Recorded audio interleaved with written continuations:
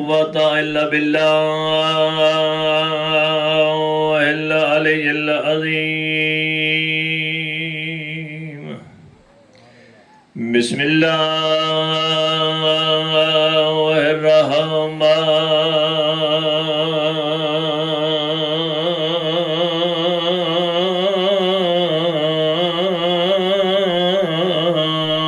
الرحيم. الصلوات.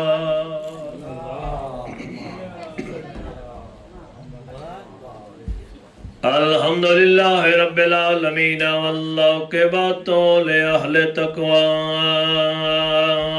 واليقين. الحمد لله الذي جعلنا من المتمسكين بولاية أمير المؤمنين. الصلوات. صل على والصلاة والسلام على سيد الأنبياء والمرسلين بالقاسم محمد صلى وآله الطيبين الطاهرين المعصومين المكرمين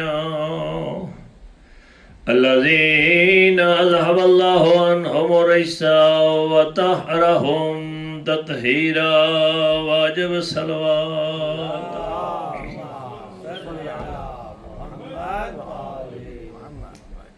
انتہائی قابل عزت و احترام سامعین، چونکہ اتفاق اس طرح ہوا ہے اشرا محرم میں ٹائم دا مسائل ہوندے کچھ ساری کوتاہیاں آکھ لو. جڑا ٹائم ہے میں چاہنا بھی میں تھان اس شہزادے دی مصیبت دو چار جملے سناواں جڑا مان نہ سڑ سکدا. عجیب مقدر ہے سینٹ رباب دی اولاد دا. سارے تو چھوٹی اولاد بھی میری سینٹ رباب دی ہے، سب تو زیادہ دکھ بھی میری سینٹ رباب دی اولاد نو ہے. اور پھر باب الحوائج میرا مولا علی اصغر بھجن 9 رجب 60 ہجری دنیا تے آئے تے جدہ جناب فضا اطلاع دیتی ہے نا مولا حسین مبارک ہے اللہ تھوان چند جے پتر عطا کیتا. میرا آقا اپنے گھر تشریف لائے. میرے آقا نے علی اصغر نو ان ہتھاں تے چایا نہ چاہ کے عباس تو وے کدن عباس تیاری شروع کر فوج پوری ہو گئی. 10 رجب ایک دن دا اصغر، 10 شعبان ایک ماہ دا علی اصغر، 10 رمضان 2 ماہ دا علی اصغر، 10 شوال 3 ماہ دا علی اصغر، 10 ذکات 4 ماہ دا علی اصغر، 10 ذی-الحج 5 ماہ دا علی اصغر تے 10 محرم 6 ماہ دا علی اصغر. کم تو کم قربانی دی عمر 6 ماہ تا محرم بھی آ گئی، علی اصغر دی عمر بھی پوری ہو گئی. تے جدہ دنیا تایا اے وید او امام حسین دا مظلوم پتر ہے. جدہ دنیا تایا بھائی گھر نصیب نہیں ہویا، جدہ شہید ہویا وقت قبر نصیب نہیں ہوئے. 18 دن دا ہاتھ ماں سفر دا لے کے ٹر پے. عجیب مقدران کدی اس جنگل اچ کدی اس جنگل اچ کدی اس جنگل اچ. تے میری سینٹ دے عجیب نصیب ساری زندگی علی اصغر دی مصیبتیں ہی گزری ہے. انج نہیں 6 ماہ زندگی آت ایک تو بعد ایک مصیبت اللہ دن آیا. تسی دسو ربی ہر شہید دی اپنی مصیبت ہے. کوئی 1 وار شہید ہویا، کوئی شہید 2 وار شہید ہویا. وید رباب دا علی اصغری جڑا 1 دن 3 وار ذبح ہویا. پہلے ہرمل دے تیر نال وقت قبر پٹی گئی، وقت سر جدا کیتا گیا. شہادت تو بعد بھی ہر کسی نے قبر نصیب ہوئی ہے. علی اصغر او وید شہیدی جس نے قبر بھی نصیب نہیں ہوئی. چلو جملہ میں آخ دوا لازم اتنی جو میں زیادہ بندے ہوں تو تاہی مسائب پڑھا. یہ تو بی بی دی عطا ہے، بی بی جو اجر دینا ہو تو دینا. قسم با خدا انصاف رہنا سنو میں 6 ماہ دا بچہ اتنا ہوندہ تے اگر اتنا گردن لے جائے پچھے اے بچ بندہ اتھے اگر گھوڑے بھاج بندے پچھے بچدی کیڑی شاہ اتھے اگر گھوڑے بھاج بندے بچدی کیڑی شاہ اے دا وجہ آنا قسم با خدا 11 محرم ہر مال آشتی آئیے.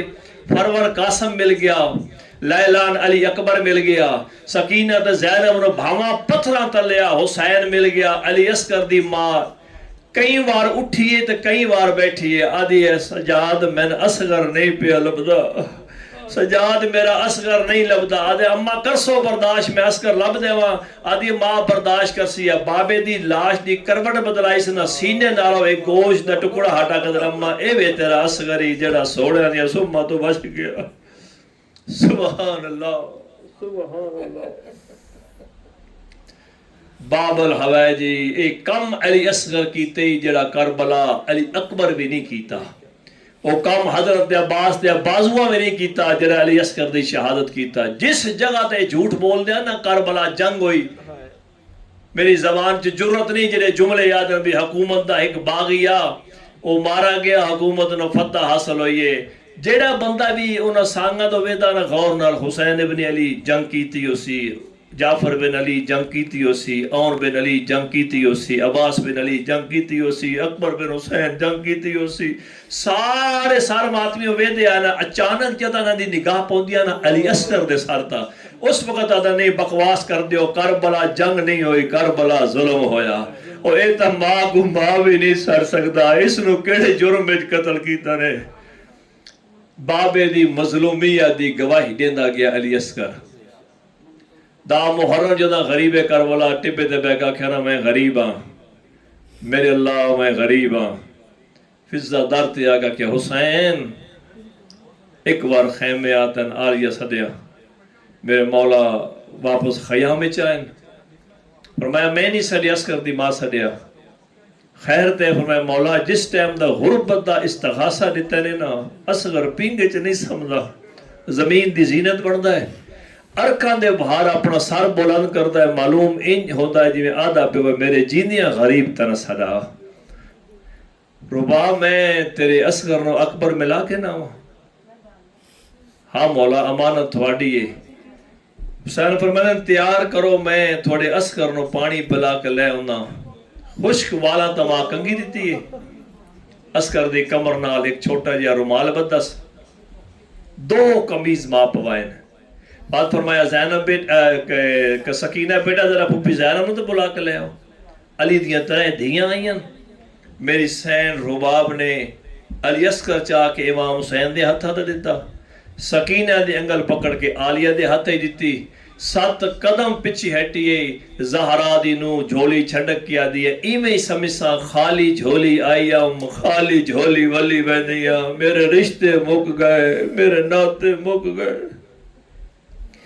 اپنی امانت سنبھالو امام حسین علی اصغر نو لے کے ٹورین فوج اشکی آدن حسین کوئی نہیں سریعت ہون قرآن میلہ لے کے آندہ پیا امام حسین اچھے جے مقام تے چلے فرمایا میں تھوڑی نظر اگر قصوروار ہو سا تو میں ہو سا رحم دے قابل نہیں تو میں نہیں میرا 6 مہینے دا اصغرے پیاس تو ادھے ہوٹ زخمی ہو گئے اصغر ہون منہ بھی نہیں کھول سکدا ایک گھٹ پانی دے دیو میرا پتر ڈاڈا تسا ہے جدا اے حقل میرے مولا دیتی ہے نا تا استغاثہ بلند ہویا صاحب مقاتل ایک دن اد فوج رون لگ پئی یہ کٹ کر کے وہ دن ظالمہ اے بچہ کتنا پانی پیسی دیو چے پانی عمر ساتھ دا جلدی دن علاقہ دا حرملا اکتا کلام الحسین حسین دے کلام نو قطع کر ورنہ فوج باغی ہوئے سی اے حرام زادہ تو مختار پوچھیا تو کربلا کیڑا ظلم کیتا یا تو مختار میں 3 تیر چلائے نا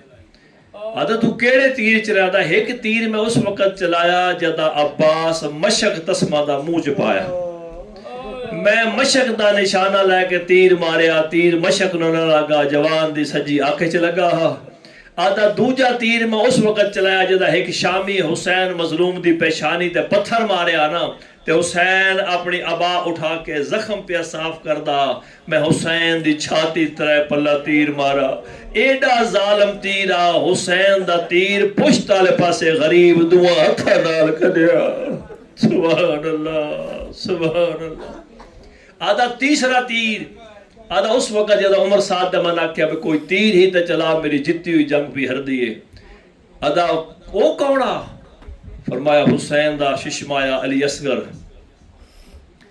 ظالمہ ہر شہیدی میں ویکھیا میں پلے اطلاع ملی ہے جدہ 18 سال دا مارا وہ بھی چھانتے بیٹھی ہے جس دا 13 سال دا مارا وہ بھی چھاں تے بیٹھی ہے، جس دا 32 سال دا مویا وہ بھی چھاں تے بیٹھی ہے۔ او ظالم دا پتر کس رنگ ہی تو تیر ماریا رباب دے اسکر نو، اجے تک اسکر دی ماں دھوپ تے بیٹھی ہے۔ اور ملا مختار دے پاسے وے کہتا ہے مختار اجے او ماں جیندی ہے؟ آدھا جیندی ہے، دھوپاں تا ودی زندگی گزار دی ہے۔ یادا میں تیر چاہ کے آیا، اس تیر مارن دا ارادہ کیتا، تیر ڈٹھا۔ اس دوبارہ تیر کمانت پایا، تیر مارن دا ارادہ کیتا، تیر ڈٹھا۔ عمر صاحب پیر دی ٹھوکر مار کے دو ظالمہ 3000 تیر انداز دا استاد ہے، بچے کو تیر نہیں مار سکتا۔ یادا ظالم بچے نہ آن لڑایا نے، اس سامنے دیکھنا جڑی بھاری کناتے رب جانے مائس یا بھینس۔ جدہ میں تیر نو چھکی دینا ہولے ہولے دیئے اپنا تیر ہی ویک، ساڑھا صغیر ہی ویک، میرے بیرے دی رونق نہ مکا۔ سبحان اللہ سبحان اللہ۔ تیر نو چھکی دیتیس، ماں دا وینے اصغر میں پہلی ماں ہاں جس نو پیو جہیز تیر کمان دیتا، میرا بچڑا میں ویدی پیاں تیرے انداز نالے تیر پیا میرے ذاتے کو نہ لگ سی، میرے سردار شبیر نہ لگ سی۔ اصغر آیا تیرے حصے دا تیر میرے حسین نہ لگا، میں ماں نہ بڑسا۔ او میرا بچڑا سار بلند کر اپنے حصے دا تیر آپ لے۔ اصغر ایڈا سمجھدارا سار بلند کی تس، علماء پڑھتے ہوں دیان اصغر دا تیر اتنا وزنیا، اگر حسین مضبوطی نال اصغر نو پکڑا نہ ہوندہ، اگر مضبوطی نال پکڑا نہ ہوندہ، جن تے تیر ونجیا حسین دا بچڑا نال ونجیا۔ علماء اصغر دی موت نو مچھی دی موت نو تشبیہ دیندے، مچھی جدا پانی تو باہر آوے پہلے تڑپ دیئے، جدا تڑپن دی طاقت موک ویندی ہے، ود سجے کروڑ کھبے کروڑ بدل دیئے، جدا اے طاقت بھی موک ویندی ہے، ود کئی ویلے موک کھولیں دیئے، کئی ویلے بند کریں دیئے۔ او ماتو محب علی شاہ پردے ہوں دیان اصغر دی چوتھی حالت ہوئی ہے، ہون منہ بند ہویا تو کھول نہیں سکیا۔ اللہ گوانے حسین دو چہرے دو دے دے، تائیت میں پیدا ہوندی اوکھی ماں، تو نادانا دی دیڑے بول نہ جاڑن بولی، او تور تو دے دینا ہائے ماں دو جدا جیند رہے وین دیئے گولی۔ اللہ گوانے ماتمی اصغر پیو دا ڈٹا ہے حسین ادھر اصغر او غریب مظلوم ہے، جے بابر سب تو زیادہ تکلیف دیتی ہے۔ آدھر میں غادی دے بازو قلم ہوئے لیکن میں قلم ہوندے نہیں ڈٹھے، اکبر نو برچھی لگی ہے پر میں لگ دی نہیں ڈٹھی۔ اصغر او غریب ہے میں تیر آنا بھی ڈٹھا، اصغر دے گلے تے لگنا بھی ڈٹھا۔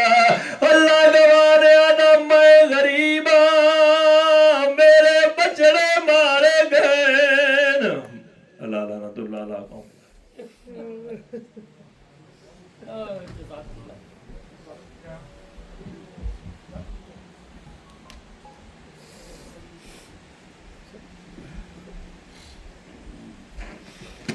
گزارش ہے جناب محمد مہدی بھائی سے کہ تشریف لائیں، اپنا کلام پیش کریں گے، درود بھیجیں گے۔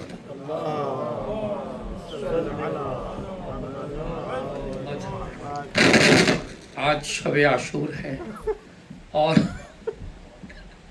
بہت غم کا دن ہے، بس کچھ مرثیے ہیں جناب شہزادہ علی اکبر علیہ السلام کے لیے، جس کے بعد شہادت کے بعد امام حسین علیہ السلام نے فرمایا تھا کہ خاک ہے ایسی زندگی پہ جس میں علی اکبر جیسا بیٹا نہ ہو۔ جاتا ہے یہ دغا کی طرح آسمان پر، جاتا ہے یہ دعا کی طرح آسمان پر، ارے راکب کو دیکھنا ہے جو مڑ مڑ کے بار بار، لگتا ہے کہہ رہا ہے اکبر سے راہوار، اے شکل مصطفیٰ تیری صورت پہ میں نثار، معلوم ہے یہ بہن تیرا کرتی ہے انتظار، رکھ لوں گا نوجوان تیرے وعدے کا پاس میں، تو جو کہے تو لے چلوں صغرا کے پاس میں۔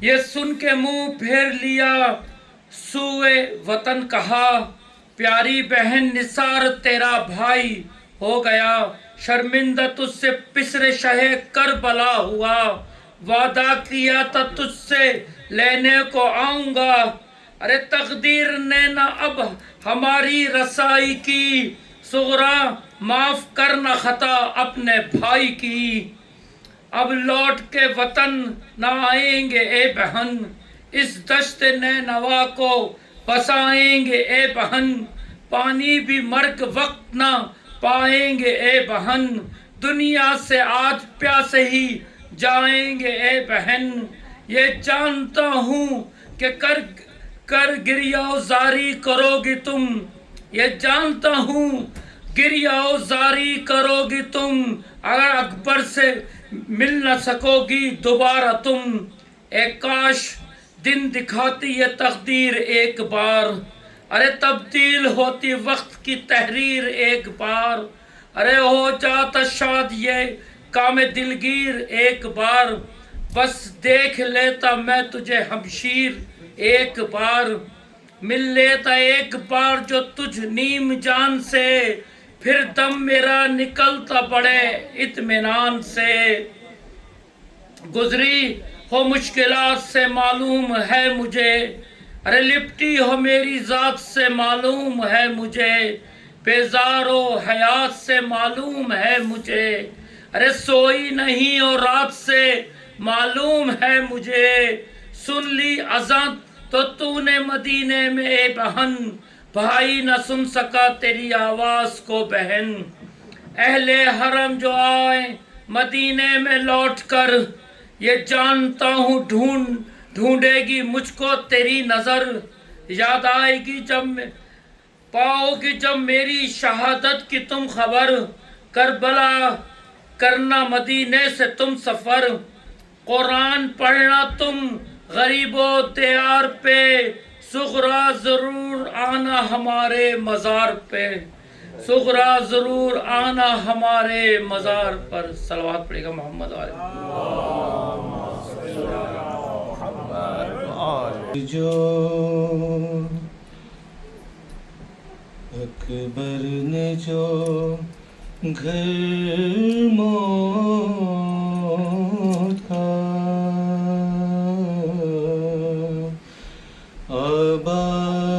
آباد کیا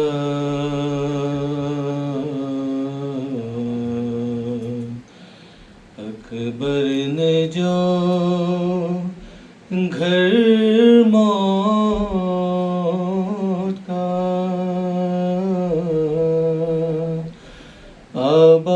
آباد کیا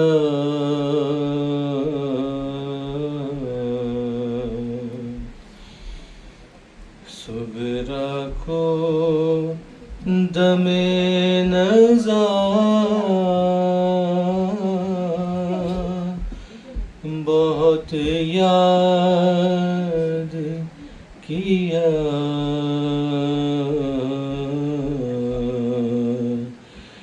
صغرا کو دم نزا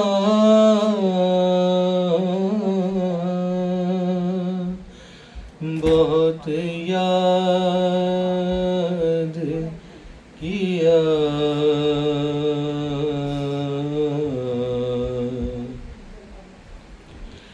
ہاتھوں سے جگر تھام کے کہتے تھے حسین بیٹا علی اکبر ہمیں برباد کیا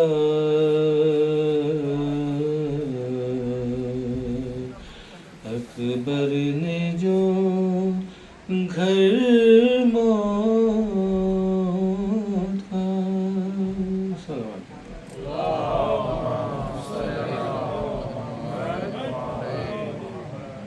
سورہ فاتحہ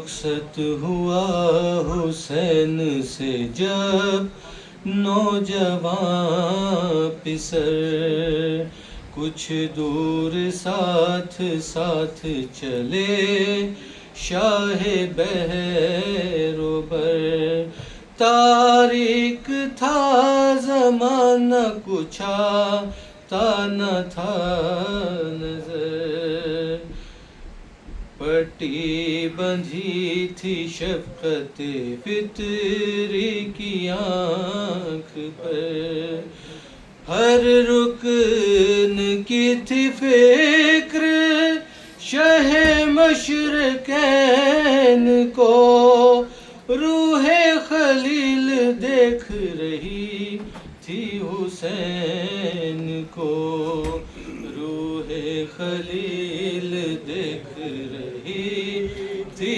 حسین کو، لڑتا رہا جو لڑتا رہا جوان پسر، دیکھتے رہے تنہا پہ سینکڑوں کی نظر، دیکھتے رہے باران تیغ و تیر و تبر، دیکھتے رہے دل تھر تھرا رہا تھا مگر دیکھتے رہے، اکبر پہ وار پڑتے تھے جب فوج شام کے، رہ جاتے تھے حسین کلیجے کو تھام کے، رہ جاتے تھے حسین کلیجے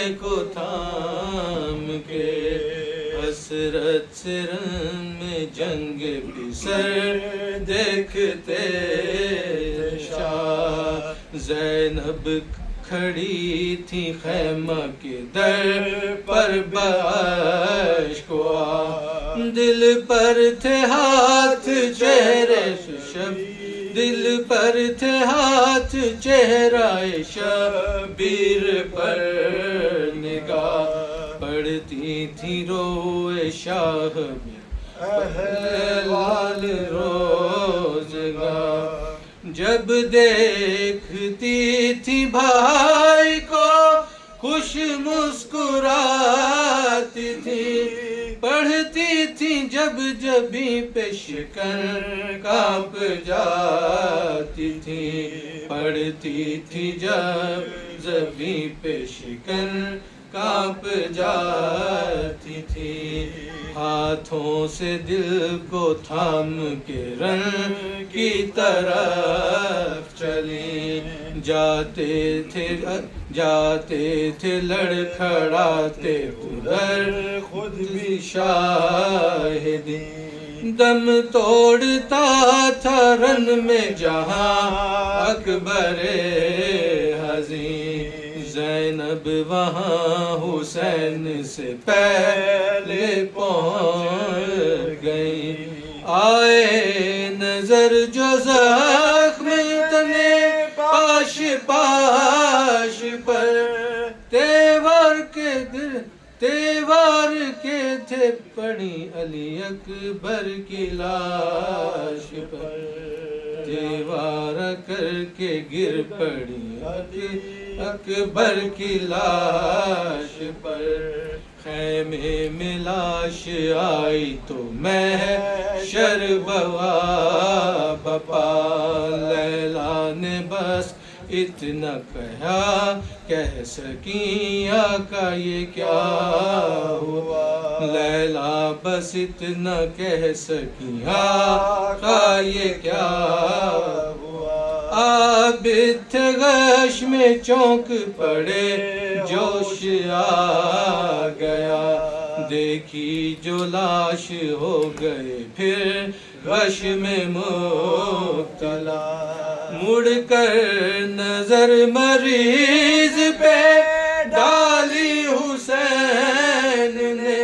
کچھ سوچ کر نگاہ چرا لی حسین نے، کچھ سوچ کر نگاہ چرا لی حسین، شاید دیار شام کا منظر نظر میں تھا، زخمی گلے کے طوق کا لنگر نظر میں تھا، مظلوم قیدیوں کا مقدر نظر میں تھا، بے آسرا بہن کا کھلا سر نظر میں تھا، بازو پہ رسیوں کی گرا گڑتی جاتی تھی، کوڑوں کی سائیں سائیں کی آواز آتی تھی، کوڑوں کی سائیں سائیں کی آواز آتی تھی، رخصت ہوا حسین صلوات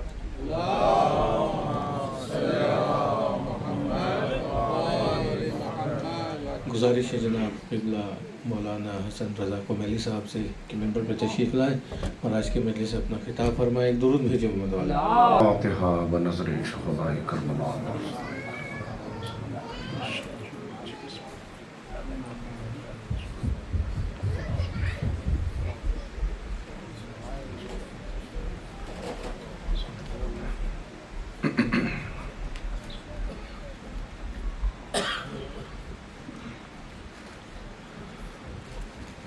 اعوذ باللہ من الشیطان اللعین الرجیم، بسم اللہ الرحمن الرحیم، الحمد للہ رب العالمین، وبہ نستعین وہو المعین، والصلاة والسلام على سید الانبیاء والمرسلین، سیدنا و نبینا و شفیع ذنوبنا و طبیب قلوبنا ابی القاسم محمد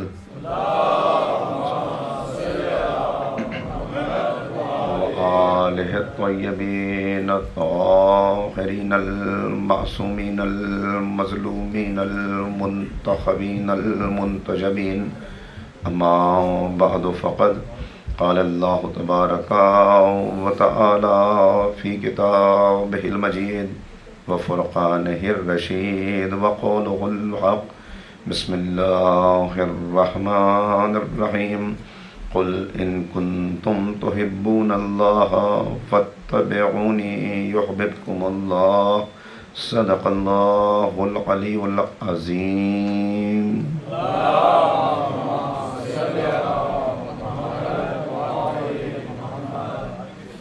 عزاداران امام مظلوم، عشق اہل بیت کے تقاضے کے عنوان سے یہ فکر و بحث کا 10واں مرحلہ ہے۔ میں نے آپ کی خدمت میں یہ گزارش کرنے کی کوشش کی کہ ایک کلمہ گو اس کی منزل مقصود عشق الہی ہے، اس لیے کہ وہ کبھی اس دنیا میں اپنے مقصد حیات کو فراموش نہیں کرتا، اور مقصد یاد رہے تو مقصد کو حاصل کرنے کے لیے ہر وقت سرگرم عمل رہتا ہے، ہر وقت کوشش کرتا ہے۔ جتنا حصول مقصد کے لیے قدم بڑھاتا چلا جائے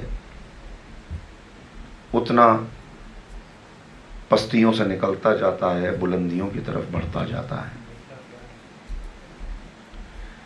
مقصد بتا دیا گیا کہ یہ عالم رنگ و بو، عالم ہست و بود، اس میں تمہیں جو بھیجا گیا یہ امتحان کے لیے ہے، آزمائش کے لیے ہے، ہم تمہیں آزما رہے ہیں اور دیکھنا ہے کہ تم میں بہترین عمل لے کر، حسن عمل لے کر کون ہماری بارگاہ میں پلٹتا ہے۔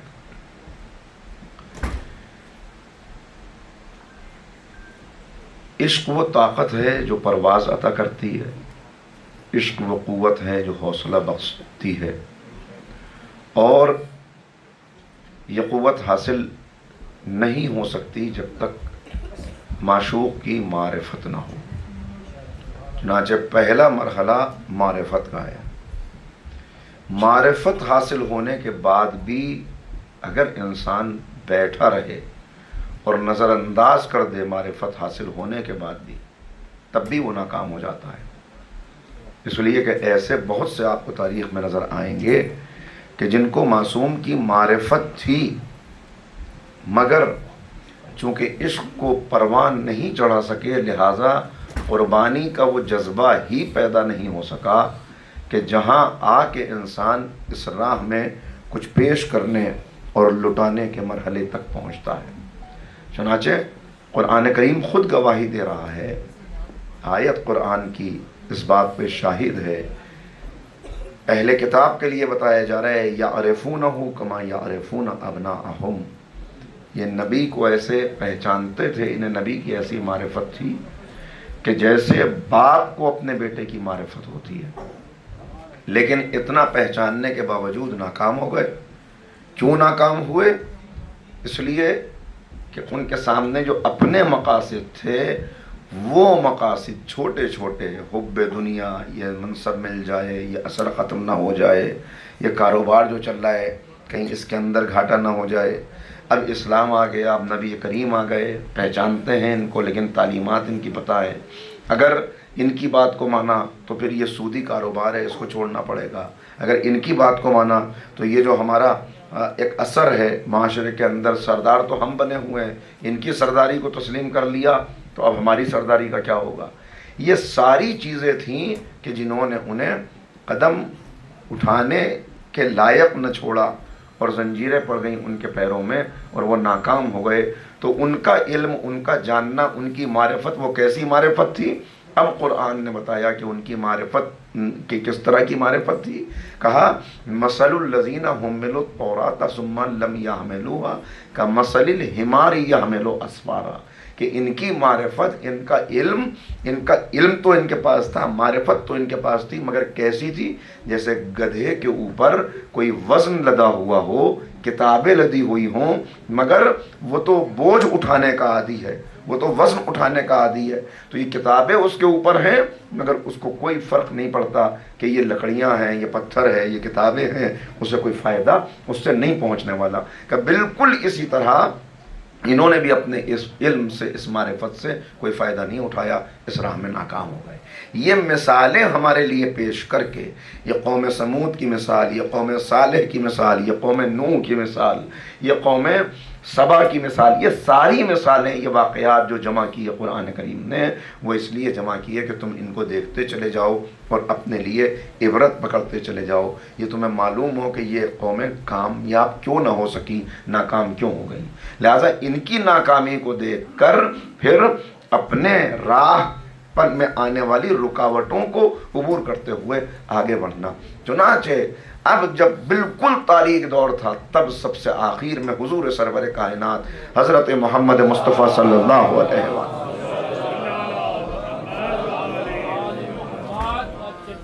پیغمبر اکرم کو بھیجا اور بتا دیا گیا کہ کامیابی کی راہ جو میں نے آپ کی خدمت میں عرض کی وہ اتباع ہے اس پیغمبر کا، اور اتباع کے مراحل بھی بتا دیے گئے کہ اتباع کے مراحل کیا ہیں، کیسے تم نبی کا اتباع کرو کہ تم کامیاب ہو جاؤ، کیسا اتباع کرو گے۔ تو اب اس اتباع کے مراحل بتائے گئے۔ الذین یتبعون الرسول النبی الامی، وہ جو اتباع کرتے ہیں اس نبی امی کا وہ کامیاب ہوتے ہیں۔ کیسا اتباع کرتے ہیں؟ فالذین آمنوا، پہلے اس پر ایمان لاتے ہیں جو ایمان لانے کا حق ہے، ونصروہ، پھر اس کی نصرت کرتے ہیں، وعزروہ، اس کا احترام کرتے ہیں۔ دیکھیے احترام اور نصرت، ایک غلام، میں مثال دے دوں تاکہ بات واضح ہو، ایک غلام ہے، اس کے لیے لازم ہے کہ آقا کا احترام بھی کرے اور آقا کی اطاعت بھی کرے۔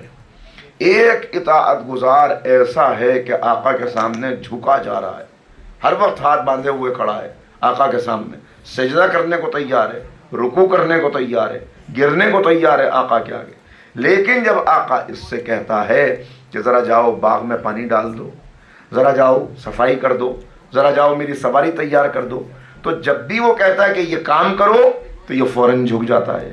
جب وہ کہتا ہے باغ میں پانی ڈالو یہ سجدہ کرنے لگتا ہے. جب وہ کہتا ہے سواری تیار کرو یہ فوراً ادب سے اپنے ہاتھوں کو جوڑ کے کھڑا ہو جاتا ہے. تو مجھے بتائیے اس کا یہ احترام کام آئے گا؟ کسی نفع پہنچائے گا؟ اس کو بنائے گا اس کو غلام؟ کہ احترام تو کر رہا ہے مگر اطاعت نہیں کر رہا.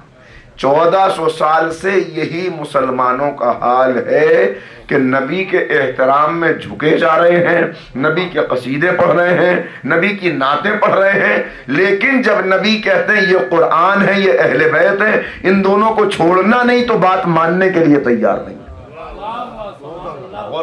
تو یہ احترام فائدہ نہیں پہنچائے گا جس میں اطاعت نہ ہو. اب دوسری طرف ایک اطاعت تو کرنے والا غلام ہے، اس سے کہا جائے کہ یہ کرو تو وہ کہتا ہے کہ کر دوں گا، کرنے کے لیے چل پڑتا ہے، مگر جب جاتا ہے تو کبھی پیر پٹکتا ہے، کبھی کہتا ہے ہر وقت مجھے کو، یعنی یہ اطاعت تو کر رہا ہے مگر اس کو احترام ہی کرنا نہیں آتا. بھائی یہ کیسا غلام؟ آپ نے غور کیا؟ لہٰذا دونوں چیزیں ضروری ہیں کہ اطاعت بھی ہو، احترام بھی ہو، تاکہ اتباع کے مرحلے تک پہنچ سکو.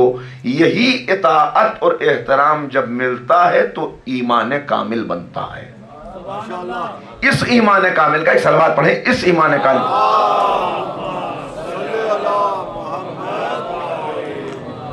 اسی ایمان کامل کا تقاضا ہے. اور یہ ایمان کامل آزمایا جائے گا، امتحان اور آزمائش سے گزرو گے تب پتہ چلے گا کہ واقعاً دعویٰ کرنے والے کتنے اور اس دعوے پر سچے اترنے والے کتنے ہیں. چنانچہ بعد پیغمبر اگر آپ دیکھتے چلے جائیں تو 11 ہجری میں پیغمبر اس دنیا سے گئے، اور اس 23 سال کی تبلیغی زندگی میں 40 سال خاموش زندگی کہ جس میں نبی نے اپنے اخلاق، اپنے کردار، اپنے عمل اور بہترین اخلاق کے ذریعے سے لوگوں کو اپنی طرف متوجہ کیا. لوگ ماننے لگے اس بات کو کہ یقیناً اس معاشرے کے اندر جہاں سب برے ہیں کہ بروں میں اچھا کون ہے، جھوٹوں میں سچا کون ہے، یہ خیانت کرنے والوں میں امین کون ہے. امین اور آپ کو صادق کے القاب سے نوازتے تھے. یہ 40 سال کی زندگی، پھر 23 سال کی زندگی کہ اس 23 سال کی زندگی میں نبی کریم کی حیات طیبہ کا ایک ایک لمحہ پیغام خدا دنیا میں عام ہو جائے، سارا دین ساری دنیا میں پہنچ جائے. اس کے لیے نبی کریم کی کوشش. اور اب نبی کی واپسی کا وقت آ گیا اور پیغمبر کو معلوم ہے اب مجھے واپس اپنے معبود کی بارگاہ میں پلٹ جانا ہے. تو اب نبی کریم انتظام کر کے جا رہے ہیں کہ دیکھو میرے بعد راستہ طویل ہے، اس لیے کہ اب کوئی نبی آنے والا نہیں ہے. نبی نہیں آئے گا لیکن تم کو ہدایت کی ضرورت رہے گی، اس لیے کہ نسلاً بعد نسل کلمہ پڑھنے والے رہیں گے، قوم رہے گی، بندے رہیں گے. تو جب تک بندے ہیں تب تک ہدایت کی ضرورت ہے. اب نبی میرے بعد نہیں آئے گا، میں تم کو وہ راستہ بتائے جاتا ہوں کہ جو میرے بعد تمہیں ہدایت سے الگ نہ ہونے دے. انی تارکن فیکم الثقلین کتاب اللہ و اطرتی اہل بیتی. دیکھو میرے بعد جو تمہیں گمراہی سے بچائیں گے وہ یہ ثقلین ہیں، ان میں ایک قرآن ہے، ایک میرے اہل بیت ہیں. ان سے وابستہ رہنا تاکہ تم واقعاً کامیاب ہو سکو. 11 ہجری میں یہ پیغام دے کے نبی کریم چلے گئے. لیکن آہستہ آہستہ جب آزمائشیں بڑھیں اور اب جب واقعی اسلام نے سوال کیا کہ بتاؤ اس راہ میں کیا قربان کر سکتے ہو، دعوے تو بہت ہیں، باتیں تو بڑی ہیں، بتاؤ اسلام کی راہ میں دے کیا سکتے ہو؟ اپنا نفع چھوڑ سکتے ہو، وطن کی قربانی دے سکتے ہو، اولاد کی قربانی دے سکتے ہو، کیا اس راہ میں قربان کر سکتے ہو؟ جب یہ سوال کیا تب پتہ چلا کہ کلمہ پڑھنے والے کتنے تھے اور واقعاً اسلام کی راہ میں قربانی دینے والے کتنے تھے. اور پھر منظر یہ نظر آیا کہ جس نبی نے اپنے بات کے لیے اتنا پختہ انتظام کیا اور اس طرح پہچنوایا، اب اسی نبی کے اہل بیت کو اس طرح ستایا جانے لگا کہ ابھی زیادہ دن نہیں گزرے. یعنی حیرت ہوتی ہے کہ پیغمبر کو گئے ہوئے ابھی 3 دن گزرے ہیں اور 3 دن کے بعد یہ عالم نظر آ رہا ہے کہ اس دروازے پہ جس پہ کھڑے ہو کے نبی سلام کیا کرتے تھے، السلام علیکم یا اہل بیت النبوہ، جہاں یہ زبان پہ لفظیں ہوتی تھیں، اسی دروازے کے اوپر آگ ہے، اسی کے اوپر لکڑیاں ہیں، اسی کے اوپر ہجوم ہے، اسی کے اوپر یہ آوازیں ہیں کہ علی کو گھر سے نکال دو ورنہ ہم گھر کے اندر داخل ہو جائیں گے، ہم آگ لگا دیں گے. دروازہ گرا دیا گیا، آگ لگا دی گئی. نبی کا سچا جانشین اس کے گلے میں رسی ڈال کر کھینچا گیا. یہ کتنا زمانہ گزرا ہے. ابھی ایسا نہیں کہ بہت پرانی بات ہو، بھول گئے ہوں لوگ. 3 دن پہلے تک جس گھر میں رسول اللہ کی زیارت کے لیے آ رہے تھے، 3 دن کے بعد یہ عالم تھا. یہ کیسا انقلاب آ گیا، یہ کیا ہو گیا. اور اب یہاں سے واقعہ اگر آپ سوچیں، مل کے ذرا ایک صلوات پڑھیں تو جلدی سے سمیٹتا ذرا سا آگے آ جائیے. بعد میں لوگ آئیں گے، پھر بیچ میں ذرا سا اور تھوڑا سا زحمت فرما لیں، جتنا ممکن ہو اتنا آگے اور تشریف لے آئیے. ایک بار اور صلوات پڑھنے محمد.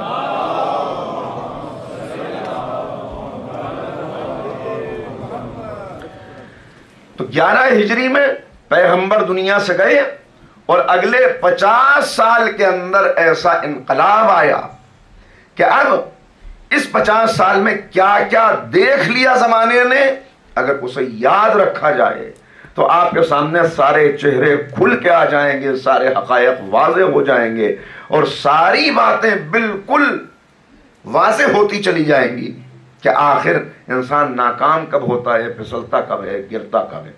11 ہجری میں پیغمبر گئے ہیں، 61 ہجری میں کربلا ہے، اور ان 50 برسوں کے اندر کیا کچھ ہوا. وہ نبی کا جانشین، اب میں نے جو عرض کر دیا کہ بار بار نبی فرما رہے ہیں کہ اس کی محبت میری محبت ہے، اس کی نصرت میری نصرت ہے، اس کی دوستی میری دوستی ہے. 1-2 مرتبہ نہیں، کتنی مرتبہ پیغمبر نے بتایا. لیکن اب اس کے بعد ہمیں نظر کیا آتا ہے؟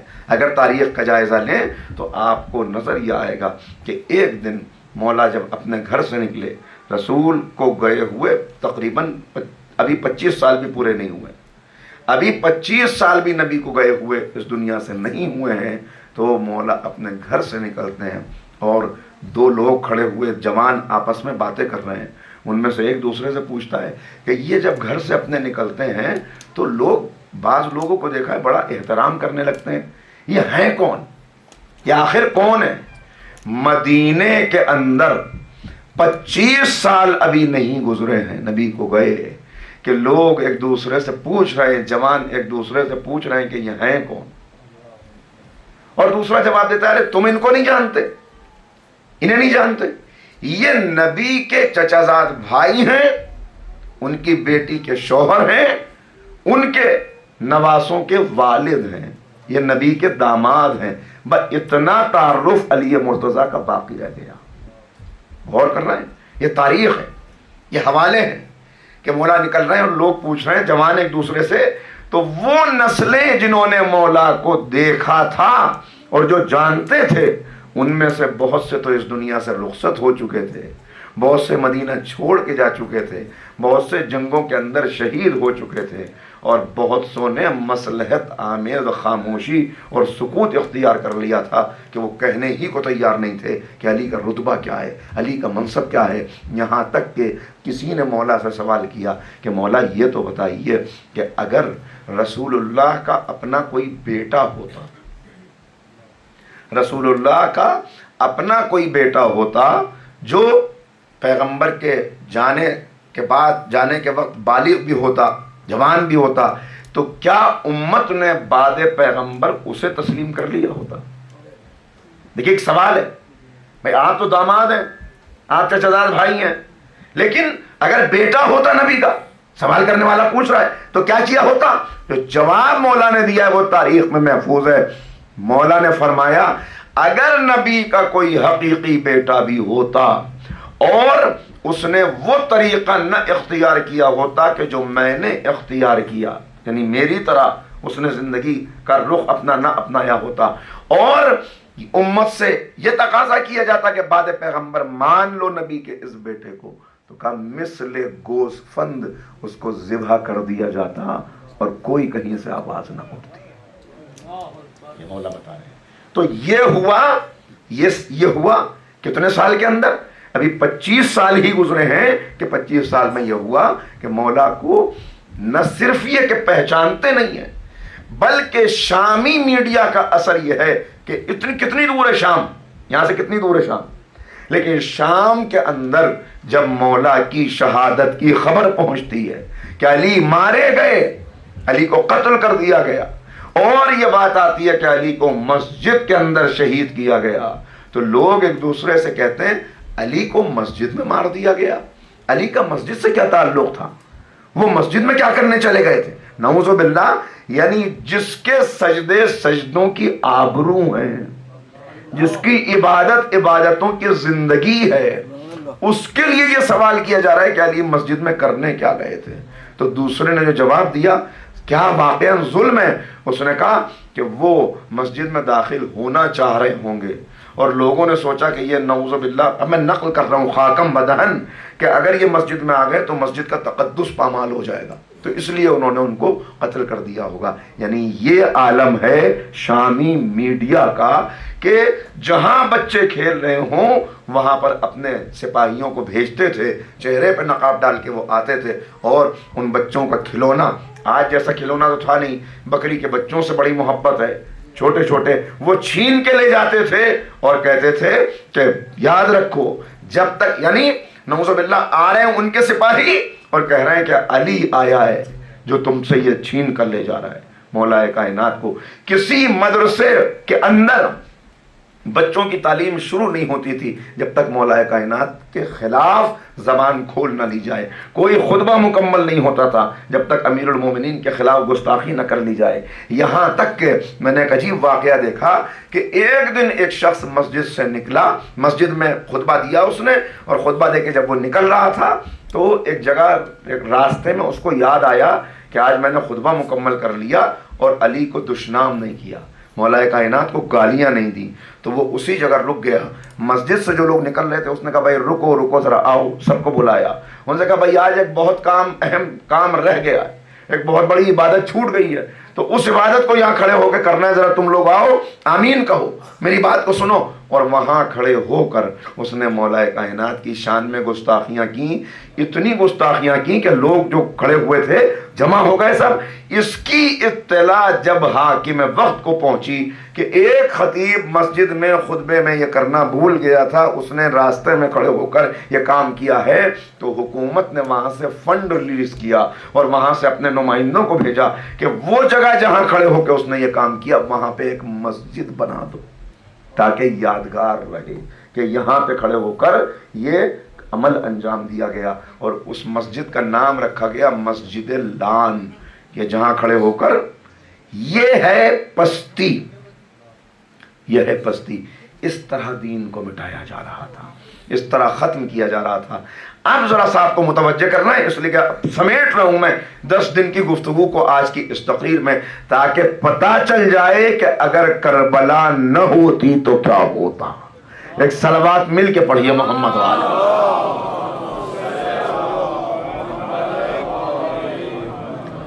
آپ غور کر رہے ہیں، یہ ساری چیزیں شامی میڈیا اپنا کام کر رہا ہے، مولا کائنات کی شخصیت پہ پردے ڈال دیے گئے. وہ ساری باتیں جو ظالم حکومت کر رہی ہے ان سب کو منسوب کر دیا گیا مولا کائنات کی طرف. بچے جوان ہو گئے، نسلیں جوان ہو گئیں، اور یہ کوشش کی جا رہی کسی بھی طرح سے ان کو حقیقت پتہ چلنے نہ پائے، یہ علی کو پہچاننے نہ پائیں. اور اگر مولا کائنات کو انہوں نے پہچان لیا، جانتے ہیں اگر پہچان لیا تو پھر یہ سوال ہوگا کہ جب یہ اتنی عظمت کے حامل ہیں تو تم کو حاکم بننے کا حق کیا ہے، تمہیں حکومت کرنے کا کیا حق ہے. لہذا مسلسل اس قسم کی سازشیں کی جا رہی ہیں، یہاں تک کہ مولا کائنات شہید کر دیے گئے. اور اب امام حسن مجتبیٰ ہیں، تاریخ کا تنہا ترین سردار، جس کے ہاتھ پہ 40,000 نے بیعت کی، مگر جب مقابلے کا وقت آیا تو اب 40,000 جس کے ہاتھ پر بیعت کرتے ہیں، ان میں اپنے بھی ہیں، ان میں غیر بھی ہیں. لیکن اب عالم کیا ہے؟ اب عالم یہ ہے کہ کہ جنگ ابھی شروع بھی نہیں ہوئی ہے، اس سے پہلے ہی امام حسن کے ساتھ ایسا دھوکہ کیا گیا، ایسی دغا کی گئی کہ امام کا مسلح کھینچ لیا گیا، امام کے اوپر قاتلانہ حملہ ہوا، 7 مرتبہ جس کے اوپر قاتلانہ حملہ ہوا، کبھی زہر دیا گیا، کبھی تیر مارا گیا، کبھی خنجر مارا گیا، کبھی قتل کرنے کی کوشش کسی اور طرح سے کی گئی، کئی مرتبہ گھر میں آپ کو زہر دیا گیا۔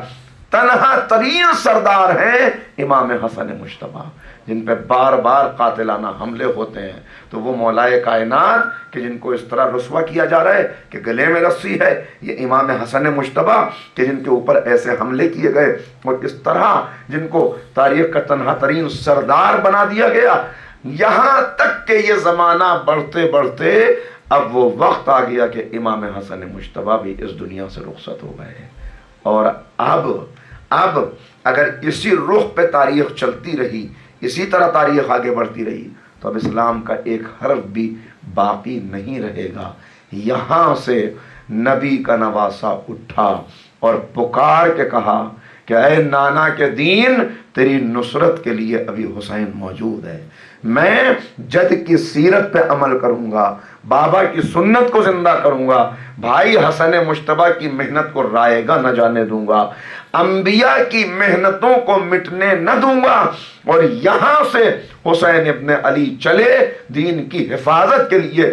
دیکھیے 2 باتیں آپ کی خدمت میں عرض کروں، ایک ہے کوئی صفت، انسان کے اندر کوئی صفت پائی جائے، صفت جب کسی انسان میں پائی جاتی ہے تو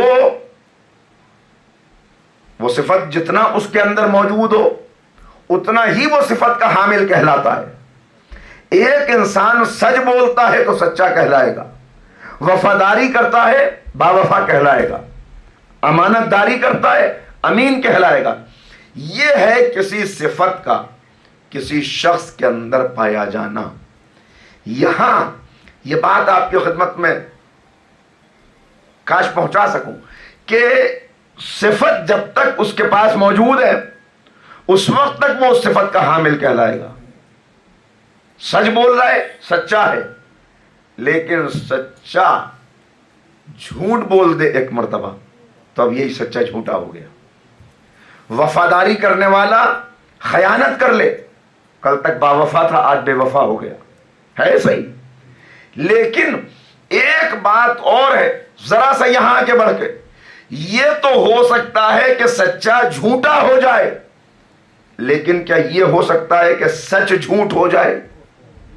یہ تو ہو سکتا ہے کہ وفادار بے وفا ہو جائے، لیکن کیا یہ ہو سکتا ہے کہ وفا بے وفا ہو جائے؟ یہ تو ہو سکتا ہے کہ زندہ مردہ ہو جائے، لیکن کیا یہ ہو سکتا ہے کہ زندگی مردہ ہو جائے؟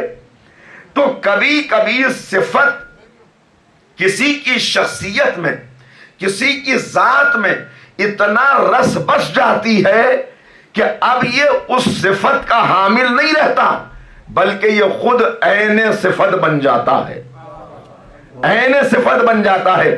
اب اس صفت کو اس سے الگ کرنا ممکن ہی نہیں ہوتا۔ زندہ ہونا اور ہے، زندگی ہونا اور ہے، مومن ہونا اور ہے، ایمان ہونا اور ہے۔ اب بات میری پہنچ رہی ہے؟ مسلم ہونا اور ہے، خود اسلام ہو جانا اور ہے۔ یعنی کسی کے اندر صفت ایسے رس بس جائے کہ جیسے پانی سے نمی کو الگ نہ کیا جا سکے، نمک سے نمکینیت کو جدا نہ کیا جا سکے، ویسے ہی اس شخص سے کہ جس کے اندر یہ صفت موجود ہے، اس سے یہ صفت جدا ہی نہ کی جا سکے۔ تو اب آپ کہیں گے وفا، چہرہ آئے گا کسی شخصیت کا، آپ کہیں گے ایمان، چہرہ آئے گا کسی شخصیت کا، فوراً ایک شخصیت ابھر کے سامنے آئے گی، ہے نا؟ کیوں؟ اس لیے کہ اس شخصیت کے اندر وہ صفت عروج پر پہنچ گئی ہے، کمال تک پہنچ گئی ہے۔ بس عزیزو، اب لوگ سوال کرتے ہیں کہ اوروں نے بیعت کر لی، حسین نے بیعت کیوں نہ کر لی؟ حسین بیعت کر ہی نہیں سکتے تھے، اس لیے کہ مسلمان بیعت کر سکتا ہے مگر اسلام بیعت نہیں کر سکتا۔ مومن بیعت کر سکتا ہے مگر ایمان بیعت نہیں کر سکتا. حسین عین اسلام بھی ہے، عین ایمان بھی ہے. صلوات پڑھتے محمد و آلہ. مل کے صلوات بلند پڑھے تو بات یہاں سے آگے.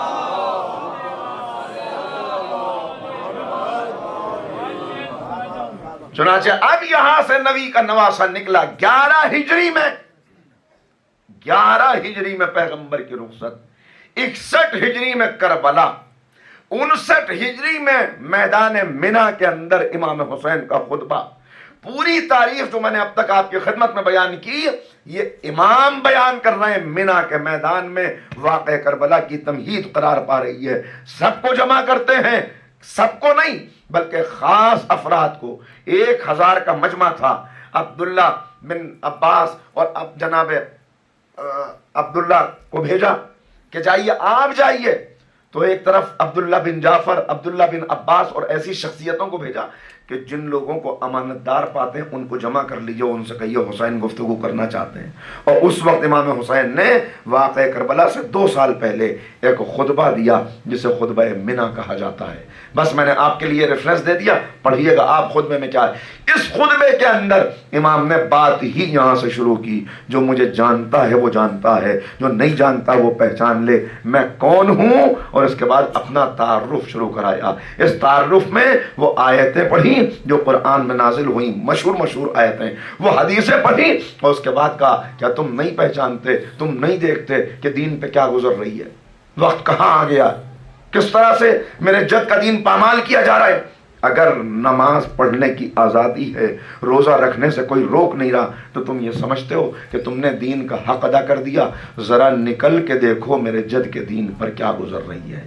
یہ امام تمہید کربلا کی بیان کر رہے ہیں. یہ امام دعوت دے رہے ہیں کہ ذرا غور کرو، صرف رسوم کی ادائیگی سے دین کا حق نہیں ادا ہو جاتا. باہر نکلو، آؤ، کھڑے ہو جاؤ، ذرا غور کرو. اور پھر آخر میں کہا میرے اس پیغام کو پہنچا دو، جہاں جہاں تک تمہاری رسائی ہے ان تک بتا دو کہ حسین ابن علی نے یہ گفتگو کی. یہ ہے منی کا خطبہ. اس کے بعد 28 رجب کربلا، 28 رجب مدینہ چھوڑا، 3 شعبان مکہ پہنچے، 3 شعبان مکہ پہنچے، 8 ذی الحجہ تک مکے کے اندر قیام کیا. اور یہ مکے کا جو امام کا قیام ہے، اس قیام کے دوران کیا کر رہے تھے امام؟ جب کوئی قافلہ آتا خانہ کعبہ کا طواف کرتا، امام کی مجلس علم بپا ہوتی، امام کے پیچھے نماز پڑھتا، اس کے بعد امام ان سے گفتگو کرتے، ان سے بات کرتے، اور بات کرتے ہوئے بار بار امام خطبے دیتے، بتاتے، پہچنواتے. غور کرو، سوچو کہ آخر کہاں جا رہی، کس رخ پہ زندگی چل پڑی ہے، اسلام کا کیا بنے گا. بار بار امام یہ خطبے دے رہے ہیں، یہاں تک کہ ایک آخری خطبہ 8 ذی الحجہ کو مکہ چھوڑتے وقت دیا. اس سے پہلے ایک خطبہ، بہت سارے خطبات ہیں، لشکر غر سے جب سامنا ہوا تب دیا، جس میں ایک سوال کیا کہ ذرا سوچو، دیکھو کہ دین تم سے چاہتا کیا ہے، کیا چاہتا ہے. اس میں واضح طور پہ کہا کہ جب دین قربانی مانگتا ہے اس وقت دین پر لبیک کہنے والے، نکلنے والے، اپنی جان قربان کرنے والے، قلت دیانون، وہ بہت کم افراد ہوتے ہیں.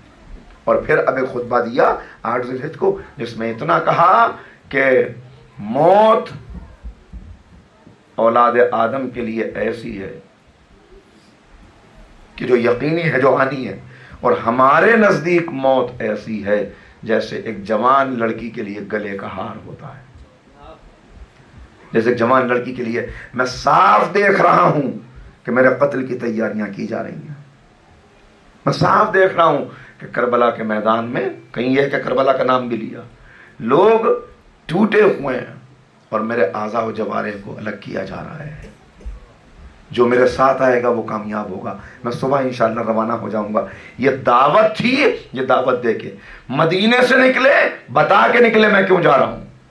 مکے سے نکلے، اعلان کر کے نکلے کہ وجہ کیا ہے جانے کی. بس ایک وجہ، لطلب الاصلاح فی امت جدی، امت جد کی اصلاح ہو جائے، یہ میرا مقصد ہے. اس کے لیے نکل رہا ہوں. اب ایک جملہ کہہ کے یہاں سے آگے بڑھ رہا ہوں. جب مدینے سے نکلنے لگے تو بہت سے لوگ آئے، آ کے روکا، اپنے بھی تھے غیر بھی تھے، نہ جائیے حسین.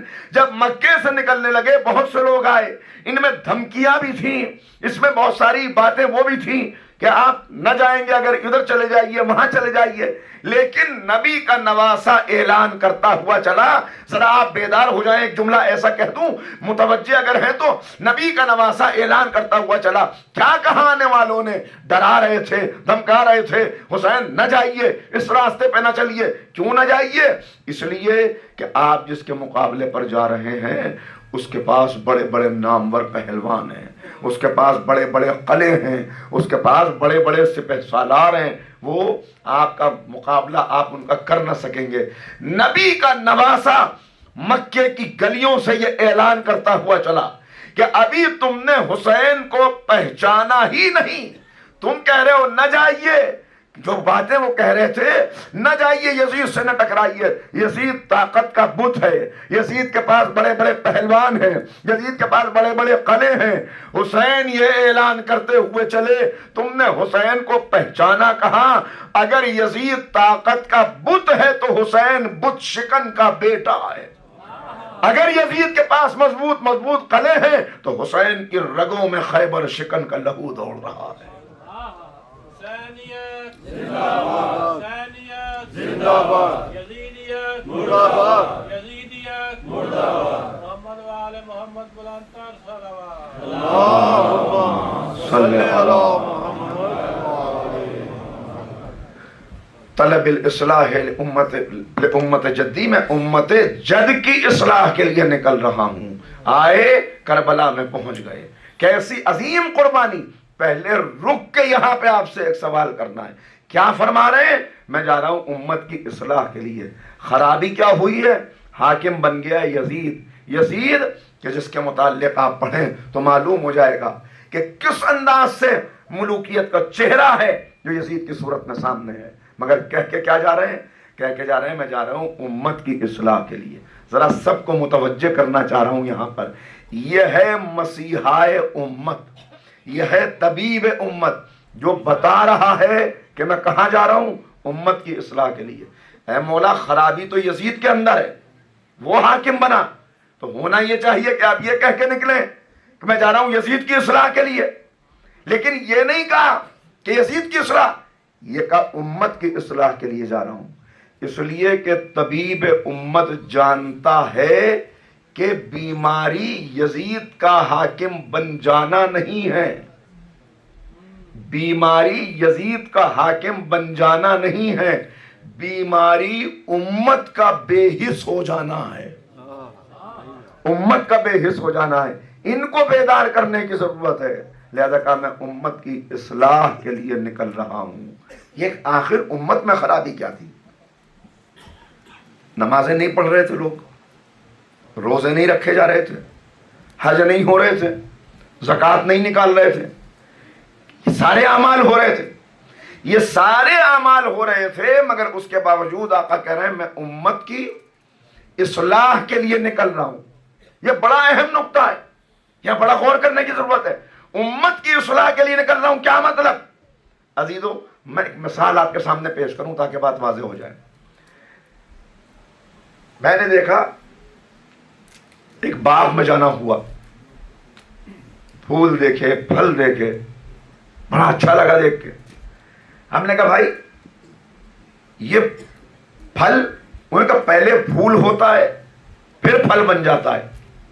تو ہم نے کہا پھول پھل بنتا کیسے ہے؟ انہوں نے کہا پھول پھل اس وقت بنتا ہے کہ جب اس کو صحیح روشنی مل جائے، صحیح پانی مل جائے، صحیح ہوا مل جائے، صحیح ماحول مل جائے تو پھول پھل بن جاتا ہے. میری سمجھ میں بات آ گئی کہ پھول کو پھل بنانا ہو تو روشنی صحیح ہونی چاہیے، ہوا صحیح ہونی چاہیے، ماحول صحیح ہونا چاہیے. ہم نے کہا ہم بھی یہ عمل کریں گے. اچھا لگا ہمیں. میں نے پھول کو شاخ سے توڑا اور اسے ایسی جگہ پر رکھ دیا کہ جہاں پہ خوب ہوا بھی آ رہی ہے، صحیح پانی بھی مل رہا ہے، غور کر رہے ہیں، اور صحیح روشنی بھی مل رہی ہے. سچ بتائیے کیا یہ پھول پھل بن سکتا ہے؟ بھائی ہوا تو دے رہے ہیں، روشنی تو ہے، پانی تو ہے، پھر کیوں پھل نہیں بن سکتا؟ کہ اس لیے کہ آپ نے اس کا شاخ سے رشتہ توڑ دیا۔ یہ ہے امت کی خرابی کہ امت میں نمازوں کی صورت میں ہوائیں تو موجود ہیں، روشنی کی صورت میں روزے تو موجود ہیں، مگر عمل، یہ عمل کا پھول کبھی پھل بن نہیں سکتا، اس لیے کہ معصوم سے رشتہ ٹوٹ گیا۔ اگر معصوم سے رشتہ نہ رہے تو اس کا مطلب یہ ہے کہ پھر یہ عمل قابل قبول نہیں ہے۔ لہذا بتانے کے لیے کہ کہاں غلطی ہے امام آئے۔ دیکھو ایک طبیب بیمار کا علاج کرتا ہے، بیماری کا علاج نہیں کرتا۔ غور کریں، ایک ہے بیماری جس کو لگ گئی وہ بیمار ہو گیا، تو علاج بیمار کا کیا جائے گا، بیماری کو ختم کرنے کی کوششیں کی جاتی ہیں، لیکن طبیب کو محبت ہے مریض سے، نفرت ہے مرض سے۔ مریض سے اگر نفرت کرنے لگے تو پھر دنیا میں کوئی اچھا ہی نہیں ہو سکتا۔ یہی بات امام بتانا چاہ رہے ہیں کہ بیماری ہے امت میں، بیمار ہے امت، اور بیماری کا نام ہے یزیدیت۔ یزیدیت کے جراثیم داخل ہو چکے ہیں، لہذا لازم ہے کہ ان کا علاج کیا جائے۔ کہ اگر ایک یزید کو آج میں نے ختم کر بھی دیا، طاقت جمع کر کے، لشکر جمع کر کے، تو کل پھر کوئی یزید برسر اقتدار آئے گا۔ لہذا مجھے ایسا علاج کرنا ہے کہ اب قیام قیامت تک حق حق رہے، باطل باطل رہے۔ چنانچہ 11 ہجری سے 61 ہجری تک کیا کچھ ہو رہا تھا وہ اگر دیکھیں، شراب پی کے نمازیں پڑھائی جا رہی تھیں 50 سال کے اندر۔ یہ سب ہوا یا نہیں؟ میں نے آپ کی خدمت میں عرض کیا 50 سال کے اندر یہ سب ہو رہا تھا کہ شراب پی کے نمازیں پڑھائی جا رہی تھیں۔ 50 سال کے اندر یہ ہو رہا تھا۔ اب کیسے آپ کے سامنے پیش کروں اور کہاں سے لفظ لاؤں کہ جمعہ بجائے جمعہ کے بدھ کے دن پڑھایا جا رہا تھا۔ یہ 50 سال کے اندر ہو رہا تھا۔ 50 سال کے اندر یہ ہو رہا تھا کہ یزید، اب یہ کیسے لفظ استعمال کروں، مگر یہ حقیقت ہے، یہ تاریخ بتا رہی ہے کہ ممبر نما بلندی پر، مسجد کے اندر جو ممبر رکھا ہوا تھا اس پر یزید نجس کتوں کو علماء کا لباس پہنا کے بٹھاتا تھا، اپنے پالتو بندر کو عالم کا لباس پہنا کے بٹھا دیتا تھا، اور لوگوں سے کہتا تھا دیکھو یہ کتنی اچھی گفتگو کر رہا ہے۔ اور اس کے بعد جو توہین رسالت کی جاتی تھی وہ میں زبان سے دہرا نہیں سکتا۔ تو یہ کب ہو رہا تھا؟ اب نتیجہ آپ کو نکالنا ہے۔ یہ 50 سال کے اندر اندر سب کچھ ہو رہا تھا۔ ممبر کی توہین 50 سال کے اندر، مصلی کی توہین 50 سال کے اندر، مسجد کی توہین 50 سال کے اندر، رسالت مآب کی توہین 50 سال کے اندر۔ آج کتنے سال گزر گئے؟ تقریباً 1400 سال، 50 سال قریب کا زمانہ ہے، 1400 سال گزر گئے۔ کیا آج کسی کے اندر یہ جرت ہے کہ ممبر پہ کسی نجس جانور کو بٹھا دے اور مسلمان چپ رہ جائیں؟ کیا آج کسی کے اندر یہ جرت ہے کہ توہین رسالت کرے اور مسلمان خاموش رہ جائیں؟ کیا آج کسی کے اندر یہ جرت ہے کہ شراب پی کے مسلح پہ آ جائے اور مسلمان خاموش رہ جائیں؟ بھائی آج 1400 سال گزر گئے، 50 سال ہے قریب کا زمانہ، 1400 سال ہے دور کا زمانہ۔ جو 50 سال کے بعد ہو رہا تھا وہ 1400 سال کے بعد نہیں ہو سکتا۔ یہ سوئے ہوں کو جگا کس نے دیا؟ یہ امت کو محمد وآل محمد بلانتر صلوات۔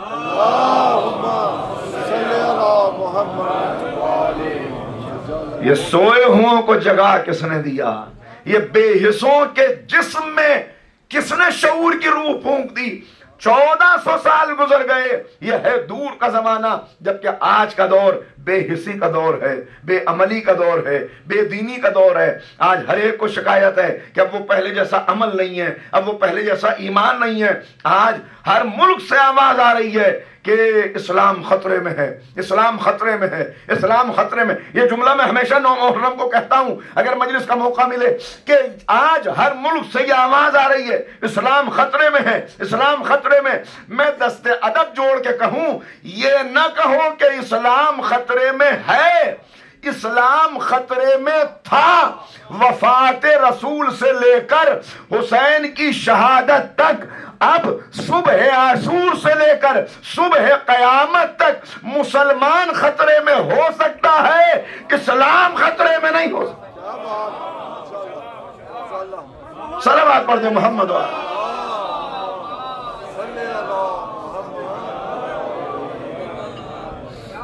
اب اسلام خطرے میں نہیں ہو سکتا، اس لیے کہ کربلا میں آقا نے وہ عظیم قربانی پیش کر دی۔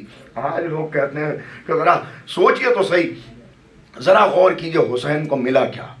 نعوذ باللہ، بڑے طرح طرح کی باتیں ہوتی، کہنے لگے اگر ذرا سا آقا نے، نعوذ باللہ کیسے وہ لفظیں استعمال کروں، کہ ذرا سا اگر سیاسی شعور سے کام لیا ہوتا تو بہت کچھ بچا سکتے تھے، لیکن ذرا دیکھیے ملا کیا۔ سب کا خون تو خاک میں مل گیا، اکبر کا خون خاک میں مل گیا، اصغر کا لہو خاک میں مل گیا، عباس کا خون خاک میں مل گیا، حسین کو ملا کیا، حاصل کیا ہوا؟ سب کو بچا سکتے تھے اگر ذرا سا مصلحت سے کام لیتے۔ میں نے کہا آپ نے غور ہی نہیں کیا، آپ نے توجہ ہی نہیں کی کہ ملا کیا حسین کو۔ میں ایک مثال دیا کرتا ہوں یہاں آ کے، آپ متوجہ ہیں تو وہ مثال دے دوں۔ آپ نے ایک کسان کو کھیت میں کام کرتے ہوئے دیکھا ہے؟ اس نے کھیت میں بڑی محنت کی، سخت زمین کو نرم کیا، پسینے کے قطروں کو خاک میں ملا دیا، پانی کی نہر کاٹ کے لایا، پانی لا کے خاک میں ملا دیا، بازار سے بیج خریدا، خاک میں ملا دیا، قرضہ لے کے کھاد لے کے آیا، کھاد کو خاک میں ملا دیا۔ جب سب کچھ خاک میں ملا کے پسینہ بہاتا ہوا باہر نکلا، میں نے کہا بھائی بڑے نادان ہو، بیج خاک میں ملا دیا، پانی خاک میں ملا دیا، ساری محنت خاک میں ملا دی۔ اس نے مسکرا کے کہا کہ آپ کاشتکاری کے اصولوں سے واقف نہیں ہیں، آپ کو پتہ ہی نہیں، میں نے خاک میں کچھ نہیں ملایا، مگر آپ کو ابھی پتہ نہیں چلے گا، 6 مہینے کے بعد آئیے گا، تب یہاں لہلہاتی ہوئی فصلیں نظر آئیں گی، کھلتے ہوئے پھول نظر آئیں گے، غنچے نظر آئیں گے، تب آپ کو پتا چلے گا کہ میں نے کچھ بھی خاک میں نہیں ملایا، میں نے کچھ بویا ہے جس سے کوئی فصل پیدا ہوئی ہے۔ حسین نے بھی عباس کے لہو کو خاک میں ملایا، اکبر کے لہو کو خاک میں ملایا، اصغر کے لہو کو خاک میں ملایا۔ اس وقت نہیں پتا چلے گا، مگر 1400 سال کے بعد یہ لا الہ الا اللہ کی فصلیں، یہ توحید کے غنچے، یہ نمازوں کی بہار، یہ بتا رہی ہے کہ حسین نے خون بویا ہے تو شریعت پر نکھار آیا ہے۔ خون بھی تو اتنا پاکیزہ ہو، لہو بھی تو ایسا ہو جس رخ پہ تاریخ جا رہی تھی۔ اگر اسی رخ پہ تاریخ چلتی رہتی، بس وقت محدود ہے، اگر اسی رخ پہ تاریخ چلتی رہتی جس پہ جا رہی تھی، جو میں نے صرف اشارے کیے ہیں سر آپ کی خدمت میں کہ کس طرح دین کو مٹایا جا رہا تھا، کس طرح خاتمہ کیا جا رہا تھا، کہ واقعاً صحابی رسول کا یہ بیان تاریخ میں موجود ہے کہ وہ کہہ رہے ہیں کہ میں تمہارے اندر کوئی بات رسول اللہ والی نہیں پاتا، ہاں بس اتنا کہ نمازیں پڑھ لیتے ہو اور روزے رکھ لیتے ہو، باقی رسول اللہ والی کوئی بات تمہارے اندر باقی نہیں رہ گئی ہے۔ کیا ہو گیا آخر تمہیں، کہاں چلے گئے؟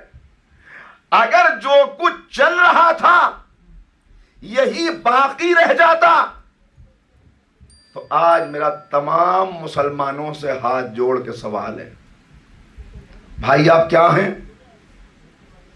حنفی، حنبلی، مالکی، شافعی، داؤدی، دیوبندی، بریلوی، سلیمانی، سنی، شیعہ، آپ جو ہیں وہی رہیے، مگر بس اتنا بتا دیجئے کہ آپ کے پاس جو اسلام ہے وہ آپ نے کس سے لیا؟ ہم تو حنفی ہیں، ہم نے امام ابو حنیفہ سے اسلام لیا. ہم مالکی ہیں، امام مالک سے اسلام لیا. نہیں بھائی، میں آج کی بات نہیں کر رہا. امام مالک تو بہت بعد کے ہیں، غور کر رہے ہیں. امام شافعی تو بعد کے ہیں. ذرا تاریخ میں پیچھے کی طرف سفر کیجئے اور بتائیے 61 ہجری میں آپ نے کس سے اسلام لیا؟ اس لیے کہ 61 ہجری میں نہ مالکی ہے، نہ شافعی ہے، نہ شیعہ ہے، نہ سنی ہے. 61 ہجری میں فرقے نہیں ہیں. 61 ہجری میں بس 2 راستے ہیں، ایک حسین والا، ایک یزید والا. تیسرا کوئی راستہ ہے ہی نہیں کہ آپ کہیں ہم نہ ادھر جاتے نہ ادھر. بتائیے آپ نے کس سے اسلام لیا؟ یزید سے؟ کہ لا حول ولا قوت الا باللہ. ہم کیوں یزید سے اسلام لیتے؟ پھر کہ ہم نے سیدنا حسین سے اسلام لیا. جس سے سوال کیا کہ 61 ہجری میں اسلام کس سے لیا، اس نے کہا ہم نے حسین سے اسلام لیا. تو اب مجھے کہنے دیجئے، اس کا مطلب یہ ہوا آپ حنفی بعد میں ہیں، حسینی پہلے ہیں. مالکی بعد میں ہیں، حسینی پہلے ہیں. شافعی بعد میں ہیں، حسینی پہلے ہیں. اس لیے کہ اگر حسین نے قربانی نہ دی ہوتی تو اسلام باقی ہی نہ ہوتا. اسلام باقی ہی نہ ہوتا. یزیدیت مرد آباد. محمد وآل محمد بلند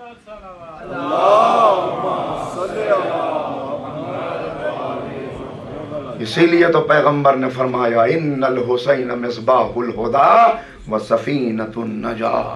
حسین ہے جو چراغ ہدایت ہے، حسین ہے جو سفینہ نجات ہے، حسین ہے جو اصل دین ہے، حسین ہے جو بنیاد دین ہے، حسین ہے جو حقیقت دین ہے، حسین ہے جو محافظ دین ہے.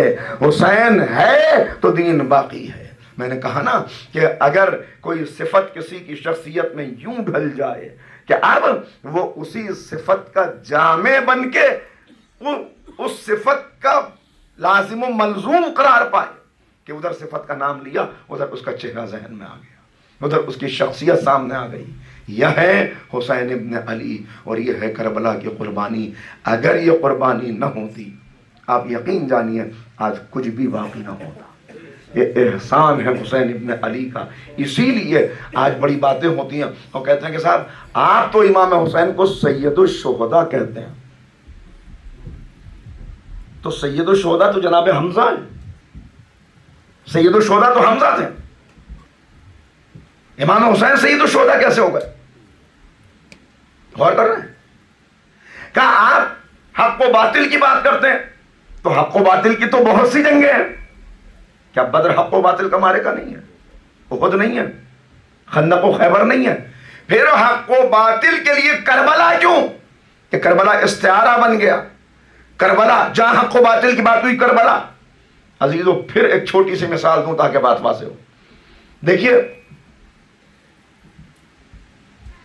تیسری ایک بات اس کو بھی شامل کر.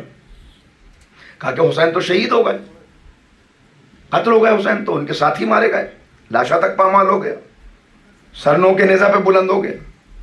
پھر حسین فاتح کیسے ہوئے؟ فاتح تو وہ ہوتا ہے جو زندہ رہے.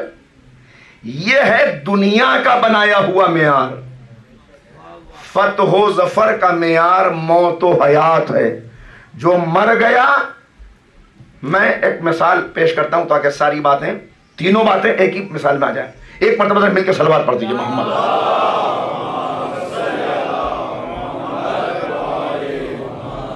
اگر اس سے بہتر ایک بیدار صلوات پڑھیں تو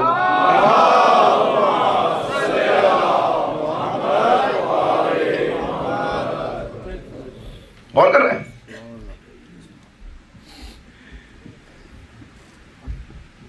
میرا کسی سے مقدمہ چل رہا ہے،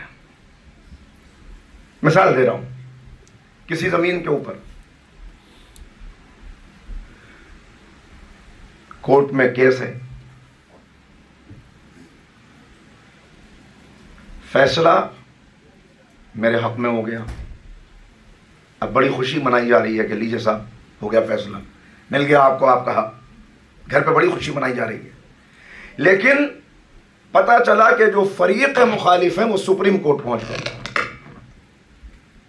چھوٹے کورٹ سے گزرتے ہوئے سپریم کورٹ معاملہ پہنچ گیا. میں نے کہا بھائی بس ذرا یہ خوشی کم کرو اس لیے کہ سپریم کورٹ میں بات پہنچ گئی ہے. انہوں نے کہا تو کیا ہوا, آپ تو جیت گئے نا کورٹ سے.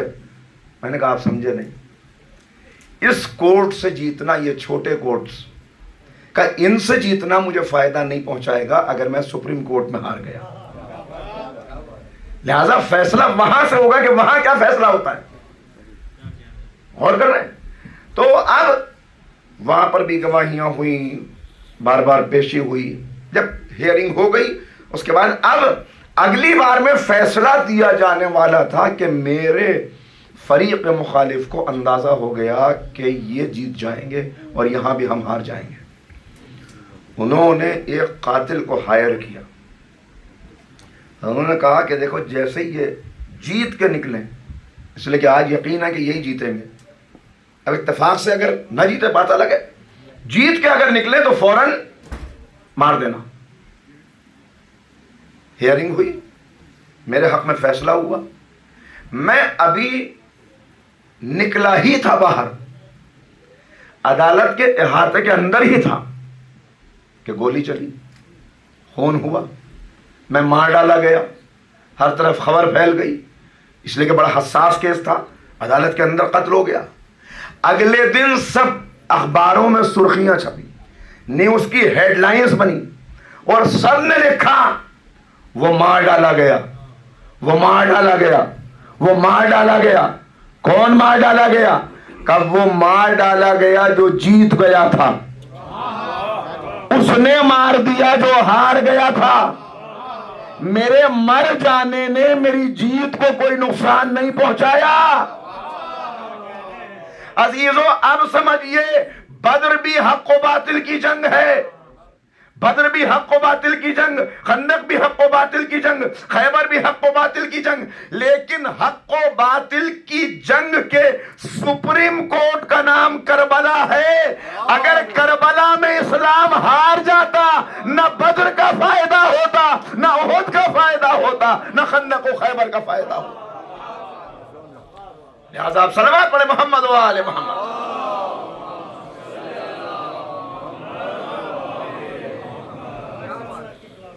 اگر کربلا میں اسلام ہار جاتا, لہذا اب کا وہ تو شہید ہو گئے, شہید ہوئے, لیکن یہ شہادت ہے جو شہادتوں کی آبرو ہے, یہ شہادت ہے جو دین کی زندگی ہے, یہ حیات ہے دین کی.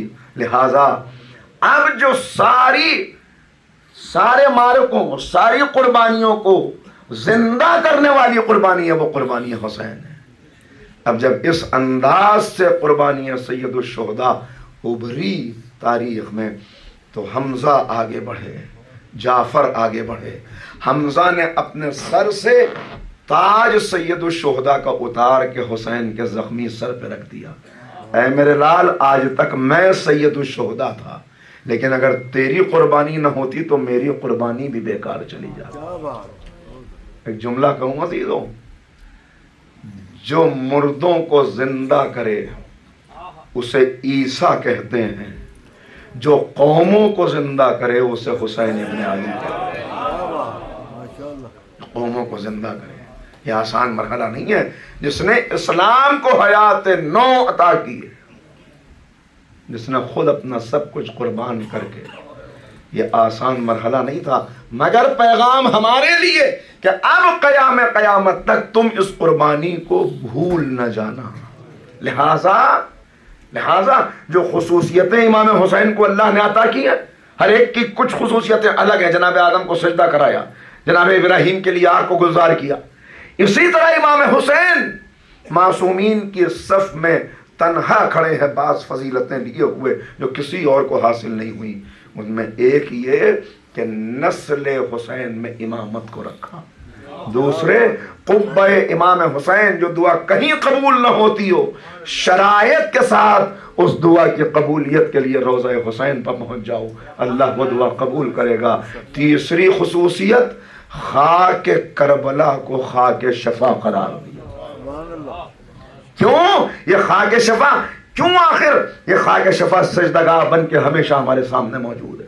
اور کیوں معصوم بار بار امام خود وصیت کر رہے ہیں اور دوسرے معصومین کہہ رہے ہیں کہ ہمارے چاہنے والوں جب کبھی ٹھنڈا پانی پینا، کہ غور کیجیے گا، جب کبھی ٹھنڈا پانی پینا تو ہماری پیاس کو یاد کر لینا۔ یہ مطلب کیا ہے؟ یہ مطلب یہی ہے کہ تم اپنے آپ کو کربلا سے وابستہ رکھنا۔ دن میں کئی مرتبہ ٹھنڈا پانی پیو گے، جب ٹھنڈا پانی پیو گے نام حسین زبان پہ آئے گا۔ دن میں جب نماز پڑھنے کے لیے کھڑے ہوگے، سامنے سجدگاہ ہوگی، خیال آئے گا یہ خاک ہے جس میں خون حسین ہے، تو فوراً سوال پیدا ہوگا کہ آخر اتنا پاکیزہ لہو، اتنا قیمتی خون یہ کیوں آخر بہا دیا گیا؟ یہ کیوں آقا نے گوارا کر لیا کہ اکبر اس راہ میں قربان ہو، قاسم اس راہ میں قربان ہو؟ فوراً دل میں یہ خیال پیدا ہوگا، یہ جواب ملے گا کہ حسین نے اپنا سب کچھ قربان کیا دین کے لیے، تو دین کی عظمت دل میں پیدا ہوگی، دین کی عظمت۔ آج شب عاشور ہے، اس سلسلہ گفتگو کی یہ آخری تقریر ہے، اس کے بعد سویم کی مجلس ہے جو آخری ہوگی، اور ماشاءاللہ یہ مرکز آپ کے سامنے ہے۔ بڑا دوسری مرتبہ مجھے حاضر ہونے کا موقع ملا، بڑی خوشی ہوتی ہے واقعا۔ معلوم ہوا یہاں پہ 5 وقتہ نماز بھی ہو رہی ہے، 5 وقت یہاں پہ نماز بھی ہے، یہاں پہ آپ کی اس طرح حاضری بھی، تو یہ اس وابستہ رکھنا اپنے آپ کو عزاداری سے، ان مرکزوں سے، اس لیے کہ یہی مرکز ہے جہاں سے تم کو روح عمل ملے گی، روح انقلاب ملے گی، روح حیات ملے گی۔ چھوٹے چھوٹے عمل آج اپنے آپ سے یہ وعدہ کر کے اٹھیں، یہ توبہ کی رات ہے، یہ مغفرت کی رات ہے، یہ قبولیت دعا کی رات ہے۔ لہذا آج یہاں سے یہ طے کر کے اٹھتے، چھوٹے چھوٹے عمل ہم اپنے زندگی میں امام حسین کی یاد میں اختیار کریں گے۔ جو چھوٹا عمل بعض مرتبہ ہوتا ہے وہ کتنا بڑا بنتا ہے ہم سوچ بھی نہیں سکتے اس کے لیے۔ یہ بچے ہیں ہمارے، ان کی ہمیں تربیت کرنی ہے۔ بعض مرتبہ بعض چیزیں نظر آتی ہیں تو میں متوجہ کر دیتا ہوں اس کی طرف۔ ہم نے پانی کی بوتل لی، آدھا پانی پیا، باقی کو یہاں چھوڑ کے چلے گئے۔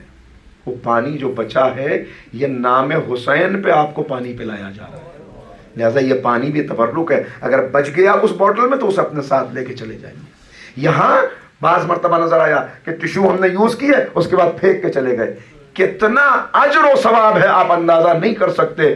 وقت نہیں بچا میرے پاس میں، لیکن ایک بالکل جلدی سے اشارہ کر دوں۔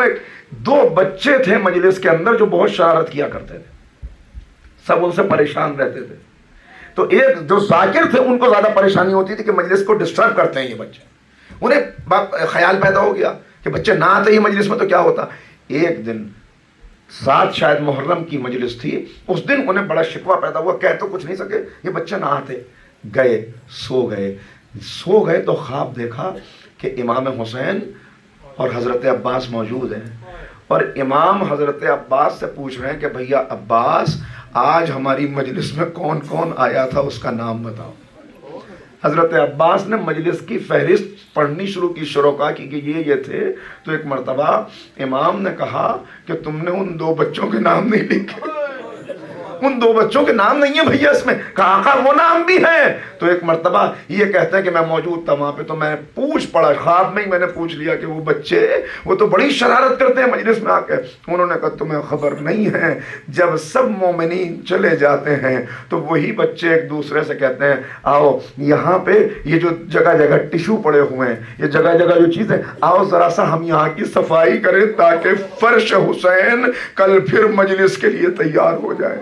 کہ ان کا یہ چھوٹا سا عمل ہے کہ تم نے ان کی شرارت کو دیکھا، ان کے اس عمل کو نہیں دیکھا۔ تو یہاں سے چھوٹی چھوٹی چیز، ایک چیز طے کریں ہر مجلس میں کہ آج اس مجلس میں آقا آپ سے یہ وعدہ کر کے جا رہا ہوں کہ یہ میری کمی ہے، اس کو میں دور کروں گا، یہ میرے اندر اچھائی نہیں ہے، اس کو میں پیدا کروں گا۔ یہاں سے طے کر کے اٹھیں، حسین سے مانگ کے اٹھیں، اس لیے کہ اللہ نے حسین کو یہ اختیار دیا ہے اس قربانی کے نتیجے میں کہ شخصیت کو بدلنے والے، دل کو بدلنے والے، انسان کے کردار کو بدلنے والے. کیوں؟ اس لیے کہ کل حسین تنہا کھڑے ہوئے تھے. کل حسین اللہ کے لیے تنہا تھے. کس انداز سے کھڑے تھے؟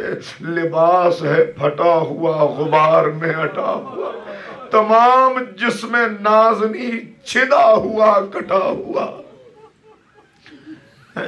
یہ کون حق پرست ہے؟ میں ولا میں مست ہے. یہ بالیقین حسین ہے، نبی کا نور ہے. کس انداز؟ لاشیں بکھری پڑی تھیں اور بکھری ہوئی لاشوں کے درمیان بندہ کس طرح خدا کو یاد کر رہا تھا کہ اپنے دونوں کو ہاتھوں کو اٹھائے ہوئے کہہ رہے تھے معبود میں نے سب کچھ تیری راہ میں قربان کر دیا. تو میر انیس کہہ رہے کہ کہتے تھے تو نے دولت جو تھی مجھ خاک نشیں کو سونپی، وہ امانت تیرے بندے نے زمین کو سونپی. یہ میرے دل کے ٹکڑے ہیں جو بکھرے ہوئے ہیں، یہ میرا سرمایہ ہے جو یہاں بکھرا ہے، مگر کیا تیرا حق ادا ہو گیا؟ نہیں نہیں، ہاتھ خالی تیرے دربار میں آتا ہے حسین، کوئی تحفہ تیرے لائق نہیں پاتا ہے حسین. میں نے اپنا سب کچھ تیری راہ میں قربان کر دیا.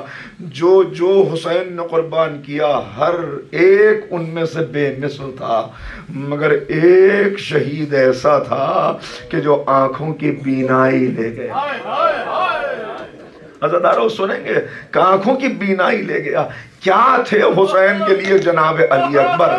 ہر باپ کو بیٹے سے محبت ہوتی ہے، لیکن حسین کی محبت صرف بیٹا ہونے کی بنا پہ نہیں ہے، بلکہ جب نانا کی زیارت کا دل چاہتا ہے تو اس حسین چہرے کو دیکھ لیتے ہیں.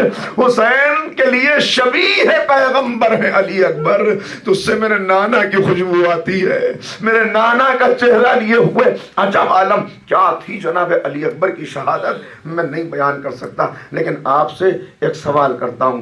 کیا جناب علی اکبر کی خصوصیات میں 2-3 باتیں سن لیجئے. پہلی خصوصیت، کسی کو رخصت کرتے ہوئے خیمے سے اتنی دیر نہیں لگی جتنی اکبر کو لگی. راوی کہتا ہے پردہ اٹھتا تھا گر جاتا تھا، پردہ اٹھتا تھا گر جاتا تھا، ایسا لگتا تھا بھرے گھر سے کوئی جنازہ نکل رہا، کہ کوئی تھا جو دامن پکڑ کے کھینچ لیتا تھا. آپ نے پہچانا، اگر بہنیں پکڑتی تو بازو پکڑ کے کھینچتی، اگر پھوپیاں پکڑتی گلے میں باہیں ڈالتی. یہ کون تھا؟ یہ ننھے ننھے بچے تھے جو دامن پکڑ کے کہتے تھے اکبر نہ جاؤ، جو گیا وہ واپس نہیں آیا. دوسری خصوصیت جانتے ہیں کیا ہے؟ دوسری خصوصیت یہ ہے کہ اکبر وہ تنہا شہید ہے کہ جو میدان سے جب واپس آئے، جب میدان سے جنگ کر کے واپس آئے تو کہا بابا بڑی پیاس لگی، چند قطرے پانی کے مل جاتے. خدا کسی باپ کا ایسا وقت نہ لائے کہ جوان بیٹا پانی مانگے اور باپ پلا نہ سکے. بھائی اتنا کہا میرے لال اپنی زبان میرے دہن میں دے دو. عزیزو کیوں اکبر نے پانی مانگا؟ اس لیے کہ اکبر جانتے میرا غیرت دار بابا کبھی نہ کہے گا میں کتنا پیاسا ہوں. اکبر چاہتے ہیں کہ بابا کی پیاس تاریخ میں درج ہو جائے. جیسے ہی زبان دہن میں دی، اے بابا آپ کی زبان میں تو کانٹے پڑے ہیں، کہ میرے لال لو میری انگوٹھی اپنے منہ میں لے لو. یہ دوسری خصوصیت. اب ایک سوال یہاں پہ کر لوں، حسین کو کتنا صدمہ رہا اس بات کا کہ میرے بیٹے نے پانی مانگا اور میں پانی پلا نہیں سکا. لیکن یہ صدمہ کتنی دیر رہا؟ سینے پہ ہاتھ رکھنا، یہ صدمہ کتنی دیر رہا؟ کچھ دیر کے بعد حسین بھی شہید ہو گئے، اکبر کے پاس پہنچ گئے. جب تک کربلا میں حسین زندہ رہے یہ صدمہ رہا کہ میرے اکبر نے پانی مانگا تھا میں پلا نہ سکا. مگر اب ایک بات پوچھوں، حسین تو کچھ دیر کے بعد شہید ہو گئے، مگر زینب تو کربلا کے بعد زندہ رہی، لیلا تو کربلا کے بعد زندہ رہی. جب بھی ٹھنڈا پانی آتا کربلا کا رخ کر کے کہتے اکبر.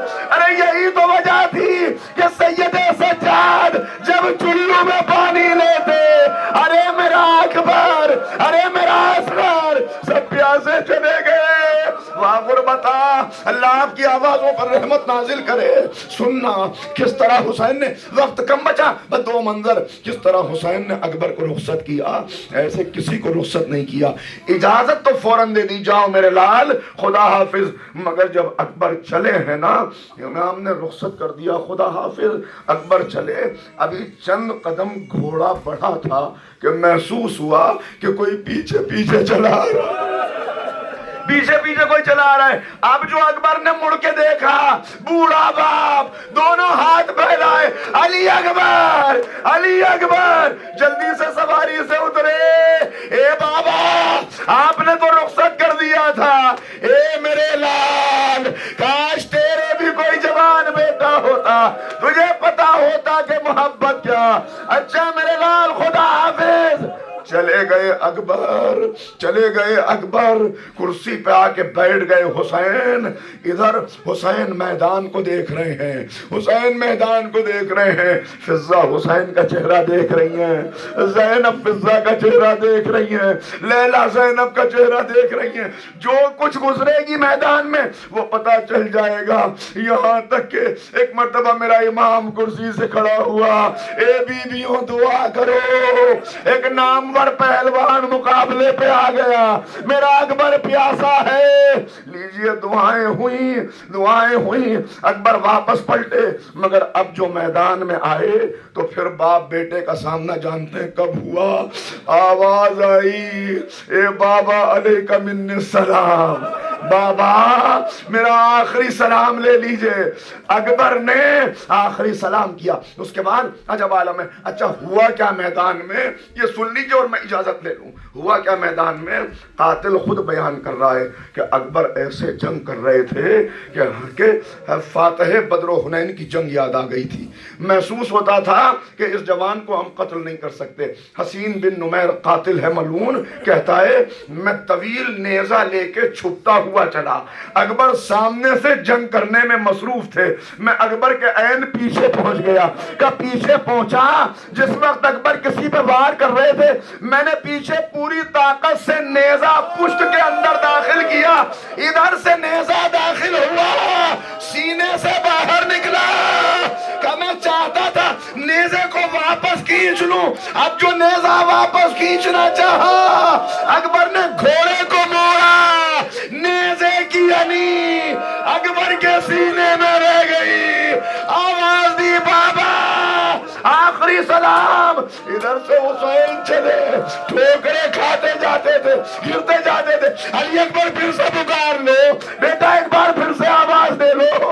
کیسے ایک مرتبہ غش کھا کے گر پڑے. کوئی نہ تھا جو راہ بتاتا, کوئی نہ تھا جو کہتا کہاں ہے. محسوس ہوا کہ کوئی دامن پکڑ کے کھینچ رہا ہے, دامن پکڑ کے. کیا دیکھا, اکبر کی سواری کا گھوڑا دامن پکڑ کے کہہ رہا تھا آقا میں بتا دوں میرا سوار کہاں ہے. لیجئے حسین لاش اکبر تک پہنچے, ابھی زندگی کی رمق باقی ہے. عجب عالم دیکھا. آخری منظر, خدا کسی باپ کو یہ منظر نہ دکھائے. دیکھا ہاتھ سینے پہ رکھا ہوا ہے, ایک پیر سمیٹتے ہیں, ایک پیر پھیلاتے ہیں. حسین خاک پر بیٹھ گئے. اے اکبر کیا ہوا, بابا سینے میں برچھی کی انی ٹوٹ گئی ہے. اچھا میرے لال ذرا ہاتھ ہٹاؤ زخم پر سے, بابا آپ سے دیکھا نہ جائے گا. کہ میرے لال ہاتھ ہٹاؤ. اکبر نے ہاتھ ہٹایا, حسین نے دیکھا ٹوٹی ہوئی پسلیاں, اس میں اٹکی ہوئی انی نظر آئی. لیجئے خلیل کربلا سب سے بڑا امتحان دینے کے لیے بیٹھا. حسین نے آستین کو پلٹا, ایک مرتبہ رخ پھرا کے دیکھا. کیا عجب کسے دیکھ رہے تھے. آواز دی بابا علی مرتضی مدد کے لیے آئیے. ارے عجب نہیں, رسول کی آواز آئی ہو. حسین آج میرے لعاب دہن کی طاقت دکھا دے. فاطمہ نے کہا ہو میرے دودھ کی طاقت دکھا دے. بس بایاں ہاتھ سینے پہ رکھا, زخم میں انگلیاں داخل کی. یاری اب جو برچی کی انی نکلی, ہاتھوں پہ کلیجا. اے میرے لال اکبر عزیزو, ایک بات بتاؤ, اگر کسی بچے کی بھی میت اٹھانی ہو تو 2 آدمی تو چاہیے. مگر ہائے غربت حسین, کبھی دریا پہ دیکھا عباس, کبھی خیمے کی طرف دیکھا بہن، سینے سے سینہ ملایا، رکوع کے عالم میں چلے، آواز دی بنی ہاشم کے بچوں،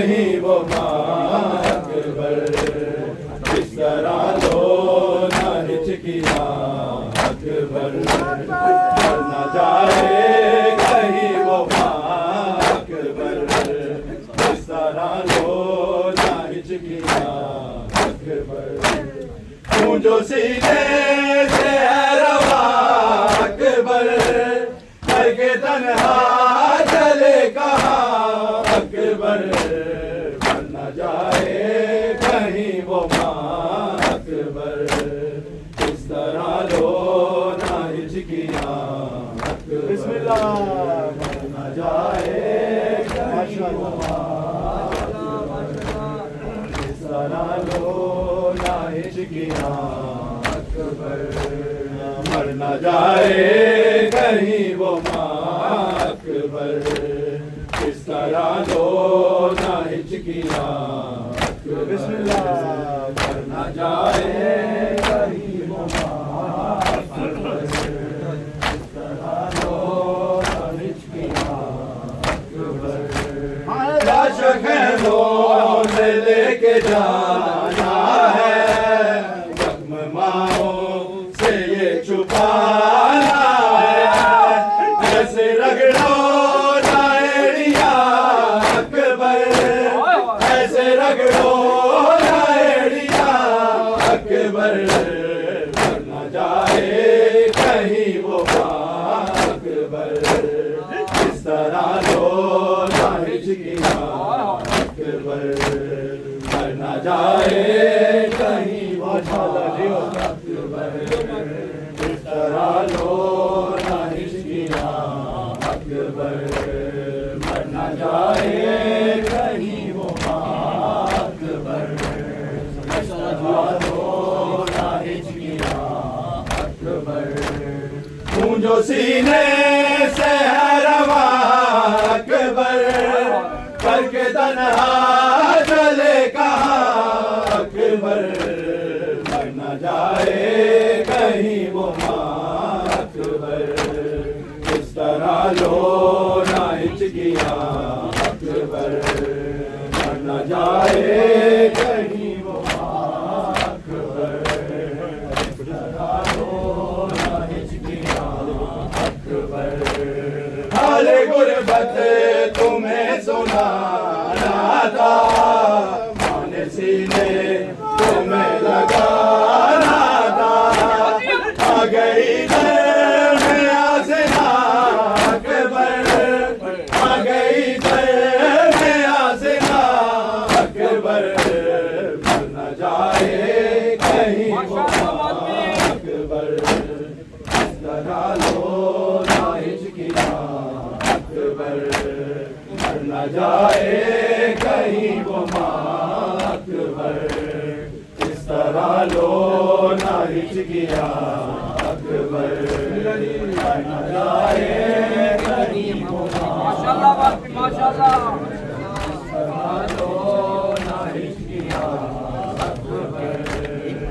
جو سینے سے ہے روا اکبر کر کے تنہا چلے کہاں اکبر مر نہ جائے کہیں وہ ماں اکبر اس طرح لو نہ ہچکیاں اکبر بسم اللہ مر نہ جائے کہیں وہ ماں اکبر اس طرح لو نہ ہچکیاں اکبر ہاتھ سینے پہ دھر لیا بیٹا میں نے محسوس کر لیا بیٹا زخم گہرا ہے میری جان اکبر زخم گہرا ہے میری جان اکبر مر نہ جائے کہیں وہ ماں اکبر اس طرح لو نہ ہچکیاں اکبر مر نہ جائے کہیں وہ ماں اکبر اس طرح لو نہ ہچکیاں اکبر مر نہ جائے کہیں وہ ماں اکبر اس طرح لو نہ ہچکیاں اکبر خون جو سینے سے ہے روا اکبر کر کے تنہا چلے کہاں اکبر مر نہ جائے کہیں وہ ماں اکبر اس طرح طرح لو نہ ہچکیا اکبر، بڑھ نہ جائے کہیں وہ ماں اکبر، اس طرح لو نہ ہچکیا اکبر، دل کی دھڑکن کو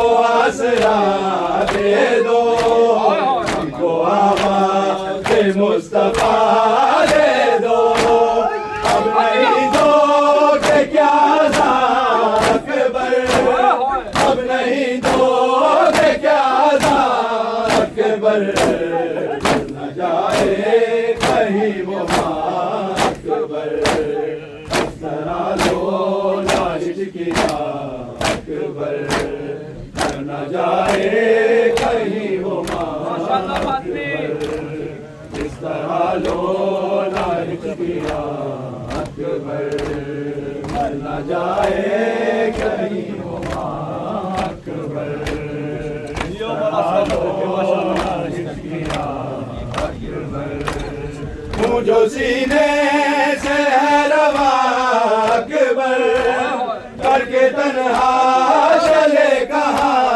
اکبر، نہ جائے کہیں وہ ماں اکبر، اس طرح لو نہ ہچکیا اکبر، نہ جائے کہیں وہ ماں اکبر، اس طرح لو نہ ہچکیا اکبر، دل کی دھڑکن کو آسرا دے دو، ہم کو آواز مصطفیٰ دے دو، اب نہیں دو کہ کیا عذاب اکبر، اب نہیں دو کہ کیا عذاب اکبر، نہ جائے کہیں وہ ماں اکبر، اس طرح لو نہ ہچکیا اکبر، نہ جائے کہیں وہ ماں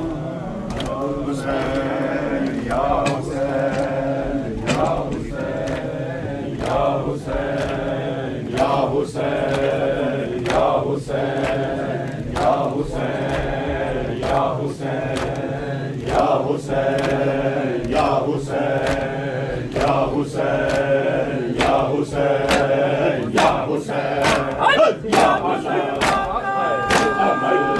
حیا علی خیر العمل، حیا علی خیر العمل، حیا علی خیر العمل، حیا علی خیر العمل، حیا علی خیر العمل، یا حسین یا حسین یا حسین یا حسین یا حسین یا حسین یا حسین، زخم دل کے چھکاؤں میں کیسے، زخم دل کے دکھاؤں میں کیسے، تیرا لاشا اٹھاؤں میں کیسے اکبر، میرا سحر حوالہ اکبر، اکبر میرا سحر حوالہ اکبر،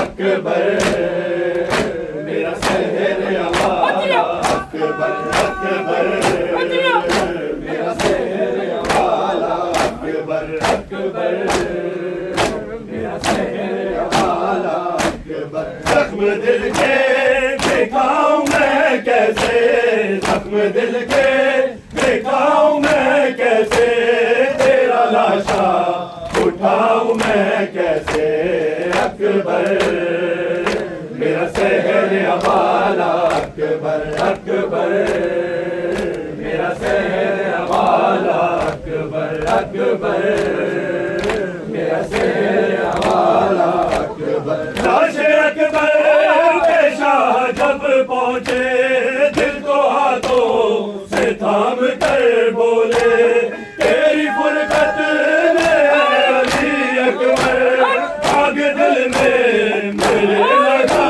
دی ہے، آگ دل کی بجھاؤں میں کیسے، آگ دل کی بجھاؤں میں کیسے، تیرا لاشا اٹھاؤں میں کیسے اکبر،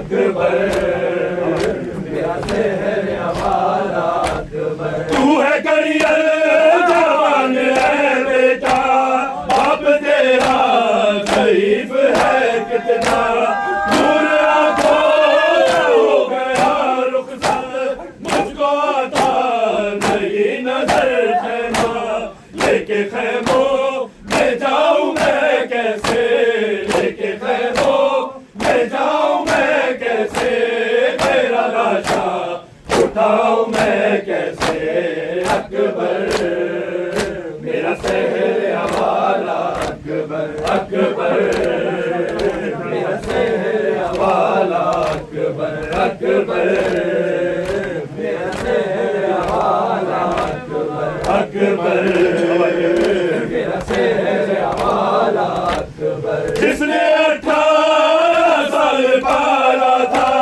کیسے دیکھے گی وہ تیرا لاشا تیری شادی کرنا جسے ارماں کیسے جھیلے گی وہ تیرا صدمہ تیری ماں کو بتاؤں میں کیسے تیری ماں کو بتاؤں میں کیسے تیرا لاشا اٹھاؤں میں کیسے اکبر میرا شہر حوالہ اکبر اکبر میرا شہر حوالہ اکبر اکبر میرا شہر حوالہ اکبر اکبر میرا شہر حوالہ اکبر ایک آیا ہے قاصد صغرا راہ تکتی ہے وہ دکھی بہنا تجھ کو بیمار نے بلایا ہے